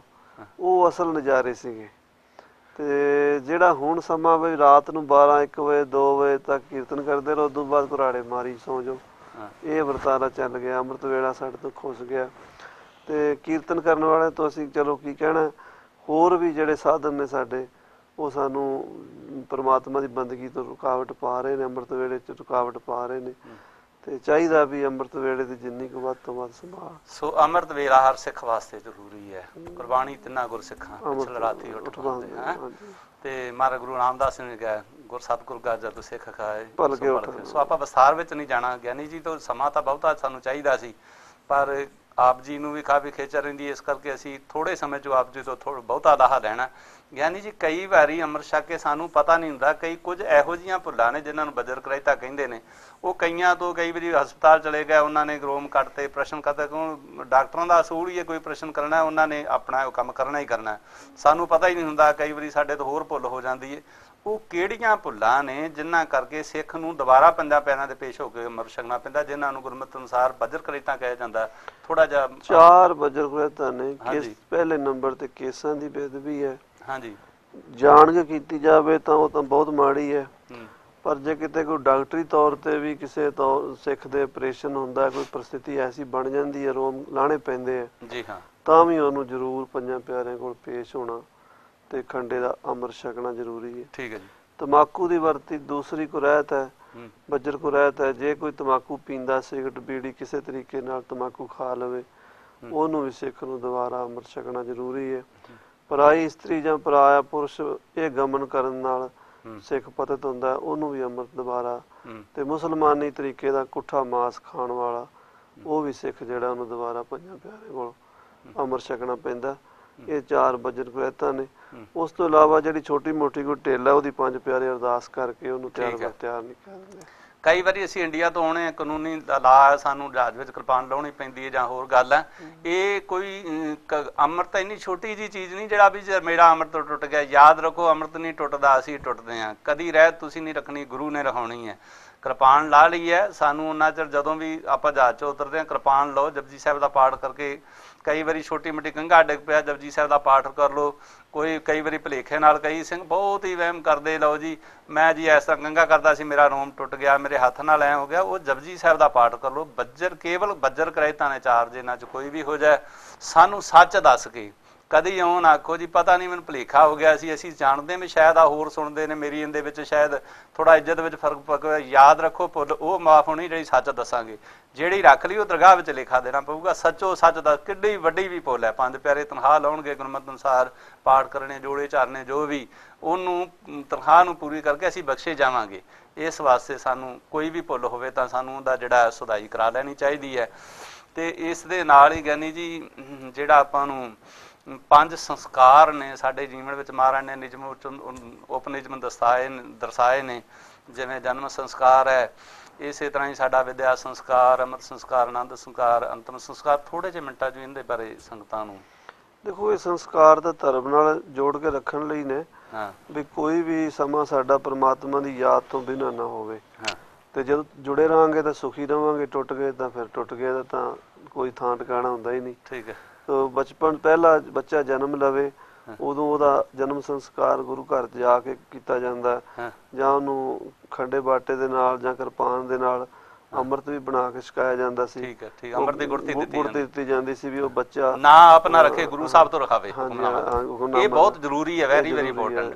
ਕਈ ਵਾਰੀ ਤੁਸੀਂ ਆਪਣਾ ਨਾਂ ਲਿਖਦੇ, ਸਾਡੇ ਰੋਡ ਦਾ ਨਾਂ ਹੈ ਜੀ ਫਲਾਣੇ ਗੋਰੇ ਦਾ ਨਾਂ। ਅੱਜ ਕੱਲ੍ਹ ਨਾਂ ਇਹੋ ਜਿਹੇ ਰੱਖ ਲੈਂਦੇ ਨੇ ਜਿਹੜੇ ਬੰਦੇ ਨੂੰ ਲੈਣੇ ਹੀ ਨਹੀਂ ਆਉਂਦੇ। ਕਦੀ ਵਾਸਤੇ ਨਾਂ ਸਾਡੇ ਗੁਰੂ ਕੋਲ ਬਹੁਤ ਨੇ, ਆਪ ਰੱਖੋ। ਸਭ ਤੋਂ ਪਹਿਲਾਂ ਅਸੀਂ ਇਹ ਮਿਸਟੇਕ ਕਰਦੇ ਹਾਂ ਜਿਹੜਾ ਤੁਸੀਂ ਨਾਮ ਆਪ ਨਹੀਂ ਰੱਖਦੇ ਹੋ, ਨਾ ਗੁਰੂ ਤੋਂ ਪੁੱਛ ਕੇ ਰੱਖਣਾ। ਹਾਂਜੀ। ਫਿਰ ਵਿਦਿਆ ਸੰਸਕਾਰ ਹੈ, ਜਿਵੇਂ ਬੱਚਾ ਵਿਦਿਆ ਪੜ੍ਹਨ ਯੋਗ ਹੋ ਜਾਵੇ ਤਾਂ ਉਹਦੀ ਅਰਦਾਸ ਕਰਕੇ ਗੁਰੂ ਗ੍ਰੰਥ ਸਾਹਿਬ ਮਹਾਰਾਜ ਦੇ ਜੂਰੀ 'ਚ ਤੇ ਫਿਰ ਕਿਸੇ ਵਿਦਵਾਨ ਕੋਲ ਜਾਂ ਟੀਚਰ ਕੋਲ ਉਹਨੂੰ ਸਕੂਲ 'ਚ ਪਾਇਆ ਜਾਵੇ ਵੀ ਉਹ ਬੱਚਾ ਪੜ੍ਹੇ। ਵਿਦਵਾਨ ਬਣੇ, ਦੇਸ਼ ਕੌਮ ਦਾ ਸੇਵਕ ਬਣੇ। ਦੁਨਿਆਵੀ ਵਿਦਿਆ ਦੇ ਨਾਲ ਨਾਲ ਗੁਰਮਤ ਦੀ ਵਿਦਿਆ ਬਹੁਤ ਜ਼ਰੂਰੀ, ਆਪਣੀ ਮਾਂ ਬੋਲੀ ਬਹੁਤ ਜ਼ਰੂਰੀ। ਪਹਿਲਾਂ ਗੁਰਮੁਖੀ ਵਿਦਿਆ, ਬਾਕੀ ਸਾਰੀ ਇਹ ਪਹਿਲਾਂ ਘਰ ਤੋਂ ਸ਼ੁਰੂ ਹੋਣੀ, ਮਾਂ ਤੋਂ ਸ਼ੁਰੂ ਹੋਣੀ, ਪਹਿਲਾਂ ਟੀਚਰ ਮਾਂ ਹੀ ਆ। ਬਾਬਾ ਬੁੱਢਾ ਸਾਹਿਬ ਜੀ ਕੋਲ ਗੁਰੂ ਹਰਗੋਬਿੰਦ ਸਾਹਿਬ ਜੀ ਨੂੰ ਪਾਇਆ ਗਿਆ ਸੀ ਤੇ ਗੁਰੂ ਮਹਾਰਾਜ 6ਵੇਂ 5ਵੇਂ ਪਾਤਸ਼ਾਹ ਆਪ ਲੈ ਕੇ ਗਏ ਸੀ। ਵਾਹ ਜੀ ਵਾਹ, ਵੀ ਇਹ ਬਾਲਕ ਨੂੰ ਤੁਸੀਂ ਵਿਦਿਆ ਦਾਤ ਬਖਸ਼ੋ। ਠੀਕ ਹੈ, ਇਸ ਤਰ੍ਹਾਂ ਮਰਿਆਦਾ ਚਲੀ ਆਉਂਦੀ ਹੈ। ਉਸਤਾਦਾਂ ਦਾ, ਗੁਰੂਆਂ ਦਾ ਸਤਿਕਾਰ ਕਰਨਾ। ਅੱਜ ਕੱਲ ਟੀਚਰਾਂ ਦਾ ਸਤਿਕਾਰ ਜਿਹੜਾ ਹੈ ਪੱਛਮ ਵਿੱਚ ਬਹੁਤ ਘੱਟ ਹੈ, ਉਹੀ ਅਸਰ ਇੰਡੀਆ ਤੇ ਵੀ ਪੈ ਰਿਹਾ ਤੇ ਉਹਦੇ ਕਰਕੇ ਵਿਦਿਆ ਦਾ ਜਿਹੜਾ ਅਸਲ ਮਿਆਰ ਸੀ ਉਹ ਵੀ ਖਤਮ ਹੁੰਦਾ ਜਾ ਰਿਹਾ। ਇਹ ਤਾਂ ਇਹ ਵੱਡੀ ਮਿਸਟੇਕ ਹੋ ਰਹੀ ਹੈ ਜੀ। ਪਹਿਲਾਂ ਸਿਆਣੇ ਕਹਿੰਦੇ ਹੁੰਦੇ ਜੀ ਅੰਬਾ ਤੇ ਮੁੰਡਾ ਜਿਹੜਾ ਚੰਡਿਆ ਠੀਕ ਰਹਿੰਦਾ, ਅੱਜ ਆਪਾਂ ਕਹਿੰਦੇ ਹੱਥ ਹੀ ਨਹੀਂ ਲਾਉਣਾ। ਇੱਕ ਭਾਵੇਂ ਠੀਕ ਇਹਨਾਂ ਦੀ ਕਾਨੂੰਨ ਦੀ ਗੱਲ ਹੈ, ਨਹੀਂ ਤੇ ਉਹ ਬੱਚੇ ਤਾਂ ਹੀ ਸਾਡੇ ਕਿਹੜੇ ਨਹੀਂ ਨਾ ਲੱਗਦੇ। ਜਦੋਂ ਸਾਨੂੰ ਕੁੱਟ ਪੈਂਦੀ ਸੀ ਕੋਈ ਵੀ ਉਸਤਾਦ ਕੋਲ, ਆਪਾਂ ਵੀ ਭਾਵੇਂ ਰਹੇ ਵੇਖ ਲਓ ਧਾਰਮਿਕ ਸਥਾਨਾਂ ਤੇ ਵਿਦਿਆ ਲਈਏ, ਤੇ ਉਸਤਾਦ ਕਿੰਨਾ ਝਿੜਕਦੇ ਸੀ, ਕਿੰਨਾ ਕੁੱਟਦੇ ਸੀ, ਐਵੇਂ ਨਹੀਂ ਸੀਗਾ। ਠੀਕ ਹੈ ਨਾ, ਦੇਖੋ ਬਾਣੀ ਕਹਿੰਦੀ ਜੇ ਗੁਰ ਝਿੜਕੇ ਤਾਂ ਮਿੱਠਾ ਲੱਗਾ। ਠੀਕ ਹੈ ਨਾ, ਜੇ ਗੁਰ ਝਿੜਕੇਗਾ ਤੇ ਮਿੱਠਾ ਲੱਗੇਗਾ, ਤੇ ਜੇ ਅਸੀਂ ਉਹਨੂੰ ਕੌੜਾ ਸਮਝਣਾ ਤੇ ਫਿਰ ਸਿਆਣੇ ਕਹਿੰਦੇ ਹੁੰਦੇ ਜਾਂ ਬੰਦਾ ਡਰ ਨਾਲ ਕੋਈ ਸਿੱਖਦਾ ਤੇ ਜਾਂ ਪ੍ਰੇਮ ਨਾਲ, ਤੇ ਉਹ ਡਰ ਤਾਂ ਸਾਡਾ ਲੈ ਹੀ ਗਿਆ। ਤੇ ਗੁਰਮਤ ਦੇ ਵਿੱਚ ਧੰਨ ਗੁਰੂ ਨਾਨਕ ਸਾਹਿਬ ਮਹਾਰਾਜ ਜਿੱਥੇ ਵੀ ਗਏ ਉਹਨਾਂ ਨੇ 3 ਗੱਲਾਂ ਆਖੀਆਂ। ਹਰ ਸਿੱਖ ਨੂੰ, ਹਰ ਇੱਕ ਨੂੰ ਧਰਮ ਦੀ ਕਰਤ ਕਰਨੀ, ਵੰਡ ਛਕਣਾ ਤੇ ਨਾਮ ਜਪਣਾ। ਇਹਦੇ ਬਾਰੇ ਥੋੜਾ ਜਿਹਾ ਦੇਖੋ। ਇਹ ਤਾਂ ਬਹੁਤ ਵੱਡਾ ਸਤਿਗੁਰਾਂ ਦਾ ਸਿਧਾਂਤ ਹੈ। ਇਹ ਯੂਨੀਵਰਸਲ ਸਿਧਾਂਤ ਜਿਹੜਾ ਸਿੱਖਾਂ ਨੇ ਪ੍ਰਚਾਰਨਾ ਸੀ, ਕਰਨਾ ਸੀ, ਉਹ ਆਪ ਹੀ ਆਪਸ ਚ ਲੜਨ ਲੱਗ ਪਏ ਤੇ ਪ੍ਰਚਾਰ ਨਹੀਂ ਕਰ ਸਕੇ। ਅਸੀਂ ਜੇ ਕਹੀਏ ਨਾ ਵੀ ਕਕਾਰਾਂ ਦੀ ਜਾਂ ਦੂਜੀ ਗੱਲ ਲੋਕਾਂ ਨੂੰ ਦੱਸ ਕੇ ਸਿੱਖੀ ਫੈਲਾ ਲਾਂਗੇ, ਉਹ ਮੁਸ਼ਕਲ ਹੈ। ਦੂਜੇ ਲੋਕਾਂ ਨੂੰ ਇਹਨਾਂ ਚੀਜ਼ਾਂ ਦੀ ਬਾਅਦ ਚ ਦੱਸਣਾ। ਪਹਿਲਾਂ ਜਿਹੜੀ ਗੁਰੂ ਨਾਨਕ ਸਾਹਿਬ ਜੀ ਦੀ ਫਿਲਾਸਫੀ ਹੈ ਉਹ ਦੱਸਣੀ ਸੀ ਵੀ ਕਿਰਤ ਕਰਨਾ, ਵੰਡ ਕੇ ਛਕਣਾ ਤੇ ਨਾਮ ਜਪਣਾ, ਇਹ ਸਾਰੇ ਧਰਮਾਂ ਲਈ, ਸਾਰੇ ਇਨਸਾਨਾਂ ਲਈ ਜ਼ਰੂਰੀ ਹੈ। ਇਹਨੂੰ ਕੋਈ ਦਿੱਕਤ ਵੀ ਨਹੀਂ। ਮੁਸਲਮਾਨ ਵੀ ਕਿਰਤ ਕਰ ਸਕਦਾ, ਉਹ ਨਾਮ ਵੀ ਜਪ ਸਕਦਾ, ਉਹ ਵੰਡ ਕੇ ਵੀ ਛਕ ਸਕਦਾ। ਇੱਕ ਈਸਾਈ ਵੀ ਕਰ ਸਕਦਾ, ਇੱਕ ਜੈਨੀ ਬੋਧੀ ਵੀ ਕਰ ਸਕਦਾ। ਕੋਈ ਵੀ ਇਨਸਾਨ ਜਿਹੜਾ ਕਿਰਤ ਕਰੇ, ਵੰਡ ਕੇ ਛਕੇ, ਨਾਮ ਜਪੇ, ਕੋਈ ਰੁਕਾਵਟ ਤਾਂ ਨਹੀਂ ਨਾ। ਕਿਸੇ ਧਰਮ ਨੇ ਥੋੜਾ ਕਹਿਣਾ ਵੀ ਤੂੰ ਨਾਮ ਕਿਉਂ ਜਪ ਰਿਹਾ। ਮੁਸਲਮਾਨ ਵੀ ਅੱਲਾ ਅੱਲਾ ਕਰ ਰਹੇ ਨੇ, ਉਹ ਵੀ ਵੰਡ ਛਕਣਾ, ਵੰਡ ਕੇ ਛਕਣਾ। ਜੋ ਤੁਹਾਨੂੰ ਮਿਲਿਆ ਉਹ ਦੂਜਿਆਂ ਨੂੰ ਵੰਡ ਕੇ ਛਕੋ। ਤੇ ਇਹ ਵੀ ਮੁਸਲਮਾਨ ਵੀ ਕਰ ਸਕਦਾ, ਹਿੰਦੂ ਵੀ ਕਰ ਸਕਦਾ, ਸਿੱਖ ਵੀ ਕਰ ਸਕਦਾ। ਪਰ ਅਸੀਂ ਆਪ ਇਸ ਪੈਰੇ ਤੇ ਪੱਕੇ ਨਹੀਂ ਉਤਰੇ ਤੇ ਦੂਜਿਆਂ ਨੂੰ ਅਸੀਂ ਕੀ ਦੱਸਣਾ ਸੀ। ਤੇ ਗੁਰੂ ਨਾਨਕ ਸਾਹਿਬ ਕੋਲ ਸਿੱਧਾ ਨੇ ਕਹਿੰਦੇ ਵੰਡ ਛਕਣ ਬਾਰੇ ਬੜਾ ਵੱਡਾ ਔਖਾ ਸਵਾਲ ਪਾਇਆ ਸੀ। ਤਿਲਗੰਜੀ ਸਾਹਿਬ ਗੁਰਦੁਆਰਾ ਹੈ, ਸਥਾਨ ਹੈ, ਵੀ ਉਹ ਕਹਿਣ ਲੱਗੇ ਵੀ ਤੁਸੀਂ ਹਰ ਚੀਜ਼ ਵੰਡ ਕੇ ਛਕਦੇ ਹੋ। ਮਹਾਰਾਜ ਕਹਿੰਦੇ ਵੀ ਜੋ ਸਾਡੇ ਕੋਲ ਪ੍ਰਮਾਤਮਾ ਨੇ ਦਿੱਤਾ ਵੰਡ ਕੇ ਛਕਦੇ ਆ। ਉਹਨਾਂ ਨੇ ਇੱਕ ਤਿਲ ਦਿੱਤਾ ਮਹਾਰਾਜ ਨੂੰ, ਕਹਿੰਦੇ ਆ ਵੰਡ ਕੇ ਛਕੋ। ਹੁਣ ਉੱਥੇ 84 ਸਿੱਧ ਸੇ 9 ਨਾਥ ਸੀਗੇ, ਬਾਲਾ ਮਰਦਾਨਾ, ਤੇ ਇੰਨੇ ਸਰੀਰਾਂ ਚ ਇੱਕ ਤਿਲ ਕਿਵੇਂ ਵੰਡੀਏ। ਮਹਾਰਾਜ ਕਹਿੰਦੇ ਮਰਦਾਨਿਆਂ ਨੂੰ ਰਗੜ ਕੇ ਨਾ ਸਰਦਾਈ ਬਣਾ ਕੇ ਪਾਣੀ ਦਾ ਚੋਲਾ ਚੋਲਾ ਸਭ ਨੂੰ ਛਕਾ। ਕੁਐਸਚਨ ਤਾਂ ਬਹੁਤ ਜ਼ਿਆਦਾ ਤੁਹਾਡੇ ਤੋਂ ਅਸੀਂ ਸਿੱਖਣਾ ਆ, ਅਸੀਂ ਬੜਾ ਕੁਝ ਸਿੱਖਣਾ ਸੀ, ਪਰ ਉਹ ਜਿਹੜਾ ਸਮਾਂ ਨਾ ਘੜੀ ਦੀ ਸੂਈ ਇਜਾਜ਼ਤ ਨਹੀਂ ਦਿੰਦੀ। ਅੱਜ ਅਸੀਂ ਪਾਠ ਬਹੁਤ ਜ਼ਿਆਦਾ ਕਰਾ ਰਹੇ ਹਾਂ, ਉਹ ਸਾਰੇ ਪਾਠੀਆਂ ਤੇ ਛੱਡ ਦਿੱਤਾ ਜਾਂਦਾ। ਤੂੰ ਸਹਿਜ ਪਾਠ ਕਰਦੇ ਜੀ ਭੋਗ ਵਾਲੇ ਦਿਨਾਂ ਜਾਂ ਅਖੰਡ ਪਾਠ। ਕੀ ਸਿੱਖ ਨੂੰ ਆਪ ਪਾਠ ਨਹੀਂ ਕਰਨਾ ਚਾਹੀਦਾ ਇਹਦੇ ਬਾਰੇ? ਦੇਖੋ ਮਹਾਰਾਜ ਨੇ ਸਪਸ਼ਟ ਲਿਖਿਆ, ਪ੍ਰਭ ਬਾਣੀ ਸ਼ਬਦ ਸੁਪਾਖਿਆ, ਗਾਵੋ ਸੁਣੋ ਪੜੋ ਨਿਤ ਭਾਈ, ਗੁਰ ਪੂਰਾ ਤੂੰ ਰਾਖਿਆ। ਵੀ ਆ ਜਿਹੜਾ ਥਾਲ ਪਰੋਸਿਆ ਤੇਰੇ ਵਾਸਤੇ ਪਰੋਸਿਆ, ਤੇ ਸਿੱਖਾ ਤੂੰ ਇਹਨੂੰ ਪੜ੍ਹ, ਇਹਨੂੰ ਸੁਣ। ਇਹ ਗੁਰਬਾਣੀ ਆਪਣੇ ਪੜ੍ਹਨ ਸੁਣਨ ਵਾਸਤੇ ਹੈ। ਕੱਲੇ ਪੈਸੇ ਦੇ ਕੇ ਤਾਂ ਨਹੀਂ ਹੈ ਵੀ ਆਪ ਜਾਣਾ ਹੀ ਨਹੀਂ, ਸੁਣਨਾ ਹੀ ਨਹੀਂ, ਕਰਨਾ ਨਹੀਂ। ਜੇ ਅਸੀਂ ਲਾਹਾ ਲੈਣਾ ਸਾਨੂੰ ਆਪ ਕਰਨਾ ਚਾਹੀਦਾ। ਹਰ ਸਿੱਖ ਨੂੰ ਆਪ ਪਾਠ ਕਰਨਾ ਚਾਹੀਦਾ, ਕੋਸ਼ਿਸ਼ ਕਰਨੀ ਚਾਹੀਦੀ। ਕਿਹੜਾ ਕੇਵਲ ਇਹੋ ਨਹੀਂ ਵੀ ਪਾਠ ਤੁਸੀਂ ਕਰਦੇ ਹੋ ਜੀ, ਆਪ ਪਾਠ ਕਰਨਾ ਚਾਹੀਦਾ। ਇੱਕ ਮੈਂ ਗੱਲ ਤੁਹਾਡੇ ਤੋਂ ਪੁੱਛੂੰਗਾ, ਟਾਈਮ ਨਹੀਂ ਇਜਾਜ਼ਤ ਦਿੰਦਾ। ਅੱਜ ਨਾ ਸਤਿਗੁਰੂ ਜੀ ਨੇ ਕਿਹਾ ਬਾਣੀ ਦਾ ਵੱਧ ਤੋਂ ਵੱਧ ਸਤਿਕਾਰ ਕਰਨਾ ਚਾਹੀਦਾ, ਗੁਟਕਿਆਂ ਦਾ, ਪੋਥੀਆਂ ਦਾ। ਗੁਰਬਾਣੀ ਦਾ ਇੱਕ ਇੱਕ ਅੱਖਰ, ਇੱਕ ਓਂਕਾਰ ਤੋਂ ਲੈ ਕੇ 18, 10, 20 ਤੱਕ ਇੱਕ ਇੱਕ ਅੱਖਰ ਸਾਡਾ ਗੁਰੂ ਹੈ। ਅੱਜ ਗੁਰਬਾਣੀ ਦੀ ਬਹੁਤ ਘੂਰ, ਜਿਵੇਂ ਅਸੀਂ ਕਹਿ ਦਿੰਦੇ ਬਿਰਤੀ ਰਸਾਲਿਆਂ ਵਿੱਚ, ਅਖਬਾਰਾਂ ਵਿੱਚ ਹੋਰ ਲਿਖੀ ਜਾਂਦੀ, ਕਾਰਡਾਂ ਦੇ ਵਿਆਹ ਤੇ ਆਹ ਸ਼ਬਦ ਪੜ੍ਹੋ ਜੀ, ਉਹ ਕਾਰਡ ਪੈਰਾਂ 'ਚ ਸੱਟੇ ਜਾਂਦੇ। ਤੁਸੀਂ ਇਹਦੇ ਬਾਰੇ ਕੀ ਕਰੋਗੇ ਬਿਕਰਮਜੀਤ ਸਿੰਘ ਜੀ? ਸਵਾਲ ਜਵਾਬ ਤਾਂ ਸਾਰੇ ਜਾਣਦੇ ਇਸ ਸਵਾਲ ਦਾ ਵੀ ਗਲਤ ਆ ਕਿ ਹੋਣਾ ਨਹੀਂ ਚਾਹੀਦਾ, ਨਹੀਂ ਹੋਣਾ ਚਾਹੀਦਾ। ਗੁਰੂ ਸਾਹਿਬ ਜੀ ਦਾ ਆਪ ਜੀ ਦਾ ਗੁਰੂ ਸਾਹਿਬ ਜੀ ਦਾ ਆਪ ਬਚਨ ਆ, ਜਿਨ ਪੈ ਅਦਬ ਨਾ ਬਾਣੀ ਧਾਰਾ। ਹਾਂ, ਜਾਣੋ ਸੋ ਸਿੱਖ ਨਹੀਂ ਹਮਾਰਾ। ਉਹਦਾ ਪੁੱਤ ਵੀ ਤਿਆਗ ਦਿੱਤਾ ਸੀ ਗੁਰੂ ਹਰਿ ਸਾਹਿਬ ਨੇ। ਇਸ ਵਾਸਤੇ ਗੁਰਬਾਣੀ ਦਾ ਸਤਿਕਾਰ ਕਰਨਾ ਅਤਿਅੰਤ ਜ਼ਰੂਰੀ ਹੈ। ਸਾਨੂੰ ਵਾਸਤਵ ਵਿੱਚ ਇਹ ਜਿਹੜੇ ਰਸਾਲੇ ਜਾਂ ਅਖਬਾਰ ਛਾਪਦੇ ਆ, ਸਾਰਿਆਂ ਨੂੰ, ਸਾਡੇ ਸਿੱਖ ਕੌਮ ਨੂੰ, ਸਾਡੇ ਆਗੂਆਂ ਨੂੰ ਇਕੱਠੇ ਹੋ ਕੇ ਇਹਨਾਂ ਨਾਲ ਗੱਲ ਕਰਨੀ ਚਾਹੀਦੀ, ਨਹੀਂ ਛਾਪਣੇ ਚਾਹੀਦੇ। ਕਾਰਡਾਂ ਤੇ ਵੀ ਹੋਰ ਤੁਸੀਂ ਆਪਣੇ ਵੱਲੋਂ ਕੋਈ ਗੱਲਾਂ ਲਿਖ ਲਓ। ਤੇ ਇਸ ਵਾਸਤੇ ਸਮਾਂ ਜਿਹੜਾ ਨਾ ਉਹ ਹੁਣ ਇਜਾਜ਼ਤ ਨਹੀਂ ਦੇ ਰਿਹਾ। ਤੁਸੀਂ ਆਪ ਜੀ ਅਖੀਰ ਵਿੱਚ ਕੋਈ ਅਕਾਲ ਚੈਨਲ ਬਾਰੇ ਥੋੜਾ। ਇਹ ਤਾਂ ਸਤਿਗੁਰੂ ਜੀ ਨੇ ਜੋ ਸਾਧਨ ਦਿੱਤੇ ਇਹਨਾਂ ਗੁਰਮੁਖਾਂ ਨੂੰ, ਅਕਾਲ ਚੈਨਲ ਬਣਿਆ, ਤਾਂ ਮਹਾਰਾਜ ਅੱਗੇ ਅਰਦਾਸ ਕਰੀਏ ਵੀ ਇਸੇ ਤਰ੍ਹਾਂ ਗੁਰਮਤ ਦਾ ਪ੍ਰਚਾਰ ਇਹ ਨੌਜਵਾਨ ਵੀਰ ਕਰਦੇ ਰਹਿਣ। ਤੇ ਗੁਰੂ ਸਾਹਿਬ ਜੀ ਗੁਰੂ ਨਾਨਕ ਸਾਹਿਬ ਦਾ ਮਿਸ਼ਨ ਜਿਹੜਾ ਨਾਮ ਜਪੋ ਕਿਰਤ ਕਰੋ ਵੰਡ ਕੇ ਛਕੋ, ਇਹਦਾ ਪੂਰੇ ਵਿਸ਼ਵ ਵਿੱਚ ਪ੍ਰਚਾਰ ਹੋਵੇ। ਜਿਹੜੇ ਲੋਕਾਂ ਨੂੰ ਸਾਡੇ ਗੁਰਮਤ ਬਾਰੇ ਜਾਂ ਧਰਮ ਬਾਰੇ ਕੋਈ ਭ੍ਰਾਂਤੀਆਂ ਨੇ ਉਹ ਨਿਕਲ ਜਾਣ ਉਹਨਾਂ ਦੀਆਂ, ਵੀ ਅਸੀਂ ਠੀਕ ਹੈ, ਸਾਡੀਆਂ ਕਮਜ਼ੋਰੀਆਂ, ਅਸੀਂ ਆਪਣੇ ਗੁਰੂ ਸਾਹਿਬ ਦੀ ਗੱਲ ਨੂੰ ਸਹੀ ਮਾਇਨੇ 'ਚ ਲੋਕਾਂ ਤੱਕ ਨਹੀਂ ਪਹੁੰਚਾ ਸਕੇ ਅੱਜ ਤਾਈਂ, ਤੇ ਹੁਣ ਮਹਾਰਾਜ ਸਾਨੂੰ ਬਲ ਬਖਸ਼ਣ ਵੀ ਅਸੀਂ ਗੁਰੂ ਗ੍ਰੰਥ ਸਾਹਿਬ ਦਾ ਮੈਸੇਜ ਜਿਹੜਾ ਹੈ ਉਹ ਸਾਰੇ ਵਰਲਡ ਵਿੱਚ ਸਾਰੇ ਜਿਹੜਾ ਸਾਡਾ ਮੀਡੀਆ ਦੇ ਰਾਹੀਂ ਅੱਜ ਤੱਕ ਤੁਸੀਂ ਕੋਈ ਮੈਸੇਜ ਸੰਤਾਂ ਨੂੰ? ਆਪਣੀ ਤਾਂ ਇਹੀ ਅਰਦਾਸ ਹੈ ਕਿ ਅਕਾਲ ਚੈਨਲ ਨੂੰ ਸਤਿਗੁਰ ਹੋਰ ਚੜ੍ਹਦੀ ਕਲਾ ਬਖਸ਼ੇ, ਅਤੇ ਇੱਕ ਇਹ ਵੀ ਬੇਨਤੀ ਹੈ ਅਕਾਲ ਚੈਨਲ ਨੂੰ ਕਿ ਡਟ ਕੇ ਪ੍ਰਚਾਰ ਕਰਨਾ। ਕੋਈ ਵੀ ਪ੍ਰਚਾਰ ਕਰਨ ਤੋਂ ਡਰਨਾ ਨਹੀਂ, ਪਿੱਛੇ ਨਹੀਂ ਹਟਣਾ, ਤੇ ਕਿ ਬੋਲਣ ਵਾਲੇ ਬਥੇਰੇ ਹੁੰਦੇ ਪਰ ਪ੍ਰਚਾਰ ਸੱਚਾਈ ਤੇ ਸੱਚਾ ਕਰਨਾ। ਇਹ ਸਾਡੇ 'ਚ ਬੜੀ ਵੱਡੀ ਘਾਟ ਹੈ, ਲੱਤਾਂ ਖਿੱਚਣ ਵਾਲੇ ਬਹੁਤ ਹੁੰਦੇ ਨੇ। ਵੇਖੋ ਆ ਸਾਡੇ ਦੂਜੇ ਇਸਲਾਮ ਧਰਮ ਤੇ ਕਿੰਨੇ ਚੈਨਲ ਚੱਲ ਰਹੇ ਨੇ, ਆ ਸਾਡੇ ਤੀਜਾ ਹੀ ਚੈਨਲ ਚੱਲਿਆ, ਅਸੀਂ ਲੱਤਾਂ ਖਿੱਚਣ ਲੱਗ ਗਏ। ਇਹ ਬੇਨਤੀ ਹੱਥ ਜੋੜ ਕੇ ਭਾਵੇਂ ਹੋਰ ਖੁੱਲਣ, ਸਾਨੂੰ ਸਾਰਿਆਂ ਨੂੰ ਸਹਿਯੋਗ ਦੇਣਾ ਚਾਹੀਦਾ। ਜਿੰਨਾ ਮੀਡੀਆ ਹੋਊਗਾ ਤਾਂ ਹੀ ਅਸੀਂ ਪ੍ਰਚਾਰ ਕਰ ਸਕਦੇ ਹਾਂ, ਤਾਂ ਹੀ ਇਹ ਸਾਰਾ ਕੁਝ ਕਰ ਸਕਦੇ ਹਾਂ। ਸੋ ਅਖੀਰ ਦੇ ਵਿੱਚ ਅਸੀਂ ਆਪ ਜੀ ਨੂੰ ਬੇਨਤੀ ਕਰਦੇ ਹਾਂ, ਅੰਮ੍ਰਿਤ ਗੁਰ ਤੇ ਪਾਇਆ ਪ੍ਰੋਗਰਾਮ। ਸੋ ਅੱਜ ਇਸ ਪ੍ਰੋਗਰਾਮ ਵਿੱਚ ਸਾਡੇ ਨਾਲ ਸਤਿਕਾਰਯੋਗ ਗਿਆਨੀ ਸ਼ੇਰ ਸਿੰਘ ਜੀ ਪੰਥ ਦੇ ਮਹਾਨ ਵਿਦਵਾਨ ਆਏ ਹਨ, ਇਹਨਾਂ ਨੂੰ ਜੀ ਆਇਆਂ ਧੰਨਵਾਦ। ਭਾਈ ਬਿਕਰਮਜੀਤ ਸਿੰਘ ਇਹਨਾਂ ਨੂੰ ਧੰਨਵਾਦ। ਮੈਂ ਇਹਨਾਂ ਨੂੰ ਬੇਨਤੀ ਕਰਾਂਗਾ ਦਾਸ ਦੇ ਨਾਲ ਰਲ ਕੇ ਮੈਂ ਹੋਰ ਵੀ ਸੱਦਾ ਦੇਵਾਂਗਾ, ਜੇ ਅਸੀਂ ਤੁਹਾਡੇ ਤੋਂ ਸਿੱਖਣ ਵਾਸਤੇ ਹਾਜ਼ਰ ਹੋਏ ਹਾਂ, ਬਲਕਿ ਸਿਖਾਉਣ ਵਾਸਤੇ ਨਹੀਂ। ਤੁਹਾਡੇ ਵਿੱਚੋਂ ਕੋਈ ਵੀ ਸਾਡੇ ਨਾਲ ਇਸ ਪ੍ਰੋਗਰਾਮ ਵਿੱਚ ਆਓ, ਹਿੱਸਾ ਲਓ। ਜੇ ਤੁਹਾਨੂੰ ਬਖਸ਼ਿਸ਼ ਪ੍ਰਾਪਤ ਹੈ ਹੋਰ ਵੰਡੋ। ਹਰ ਸਿੱਖ ਅੰਮ੍ਰਿਤ ਛਕਣ ਤੋਂ ਬਾਅਦ ਪ੍ਰਚਾਰਕ ਹੈ, ਉਸ ਗੁਰੂ ਵੱਲੋਂ ਹੁਕਮ ਹੈ ਰਲ ਮਿਲ ਕੇ ਆਪਾਂ ਜਿਹੜਾ ਖਾਵੋ ਖਰਚੋ ਰਲ ਮਿਲ ਭਾਈ, ਟੋਟ ਨਾ ਆਵੇ ਵਾਧੋ ਜਾਈ। ਆਪਾਂ ਰਲ ਮਿਲ ਕੇ ਜਿਹੜਾ ਬਾਪੂ ਦਾ ਖਜ਼ਾਨਾ ਹੈ ਇਹਨੂੰ ਵੰਡੀਏ ਤੇ ਆਪਾਂ ਉਹ ਰਲ ਮਿਲ ਕੇ ਇਹਨੂੰ ਪ੍ਰਚਾਰ ਕਰੀਏ। ਤੁਸੀਂ ਸਾਨੂੰ ਜ਼ਰੂਰ ਸੁਝਾਅ ਦਿੰਦੇ ਰਹੋਗੇ। ਇਹ ਪ੍ਰੋਗਰਾਮ ਹਰ ਸ਼ਨੀਵਾਰ ਸ਼ਾਮ ਨੂੰ 7 ਤੋਂ 8 ਆਪ ਜੀ ਦੇਖ ਸਕਦੇ ਹੋ ਅਕਾਲ ਚੈਨਲ ਰਾਹੀਂ। ਸੋ ਅਸੀਂ ਜੋ ਪ੍ਰੋਗਰਾਮ ਇਹਦਾ ਸਾਰਾ ਰਿਜ਼ਲਟ ਹੈ, ਗੁਰੂ ਨਾਨਕ ਸਾਹਿਬ ਦਾ ਗੁਰਪੁਰਬ ਆ ਰਿਹਾ 17 ਨਵੰਬਰ ਨੂੰ, 3 ਨਵੰਬਰ ਦੀਵਾਲੀ ਦਿਨ ਤੋਂ ਲੈ ਕੇ 15 ਨਵੰਬਰ ਤੱਕ ਸ਼ਾਮ ਨੂੰ 7 ਤੋਂ 8 ਜੋ ਸਿਮਰਨ ਹੋਇਆ ਕਰੇਗਾ Gurdwara Guru Nanak Staff Road, South Birmingham. ਇਹ ਸਾਰਾ ਪ੍ਰੋਗਰਾਮ ਆਪ ਜੀ ਨੂੰ ਇਹ ਵੀ ਦਿਖਾਇਆ ਜਾਵੇਗਾ ਅਕਾਲ ਚੈਨਲ ਦੇ ਰਾਹੀਂ। 15 ਨਵੰਬਰ ਨੂੰ 25 ਸਿੰਘਾਂ ਵੱਲੋਂ ਅਖੰਡ ਪਾਠ ਸਾਹਿਬ ਜੀ ਦੀ ਜੋ ਪ੍ਰਾਰੰਭ ਹੋਣੇ ਨੇ, ਸੇਵਾ ਨਿਭਾਈ ਜਾਣੀ ਸਾਰੀਆਂ ਸੰਗਤਾਂ ਵੱਲੋਂ। 17 ਨੂੰ ਭੋਗ ਬਨੰਤ ਮਹਾਨ ਅੰਮ੍ਰਿਤ ਸੰਚਾਰ ਹੋ ਰਿਹਾ। ਅੰਮ੍ਰਿਤ ਬਲਾਖੀ ਸੱਜਣਾ ਨੂੰ ਬੇਨਤੀ ਹੈ ਜਿੱਥੇ ਵੀ ਬੈਠੇ ਹੋ, ਸੋ ਆਪ ਜੀ ਕੇਸੀ ਇਸ਼ਨਾਨ ਕਰਕੇ ਆਇਓ, ਕਕਾਰ ਗੁਰੂ ਘਰ ਵੱਲੋਂ ਦਿੱਤੇ ਜਾਣਗੇ। ਅੰਮ੍ਰਿਤ ਸੰਚਾਰ ਦਾ ਸਮਾਂ 17 ਨਵੰਬਰ ਨੂੰ 11 ਵਜੇ। ਅੰਮ੍ਰਿਤ ਛਕੋ, ਗੁਰੂ ਵਾਲੇ ਬਣੋ। ਸੋ ਸਾਡੀਆਂ ਹੋਈਆਂ ਭੁੱਲਾਂ ਦੀ ਖਿਮਾ ਬਖਸ਼ੋ। ਧੰਨ ਧੰਨ ਗੁਰੂ ਗੋਬਿੰਦ ਸਿੰਘ ਮਹਾਰਾਜ, ਧੰਨ ਧੰਨ ਮਾਤਾ ਸਾਹਿਬ ਗੁਰ ਦੇ ਪੁੱਤਰ ਧੀਓ, ਅੰਮ੍ਰਿਤ ਛਕ ਕੇ ਜੀਓ। ਵਾਹਿਗੁਰੂ ਜੀ ਕਾ ਖਾਲਸਾ, ਵਾਹਿਗੁਰੂ ਜੀ ਕੀ ਫਤਿਹ। ਅੰਮ੍ਰਿਤ ਗੁਰ ਤੇ ਪਾਇਆ, ਸੋ ਅੰਮ੍ਰਿਤ ਗੁਰ ਤੇ ਪਾਇਆ।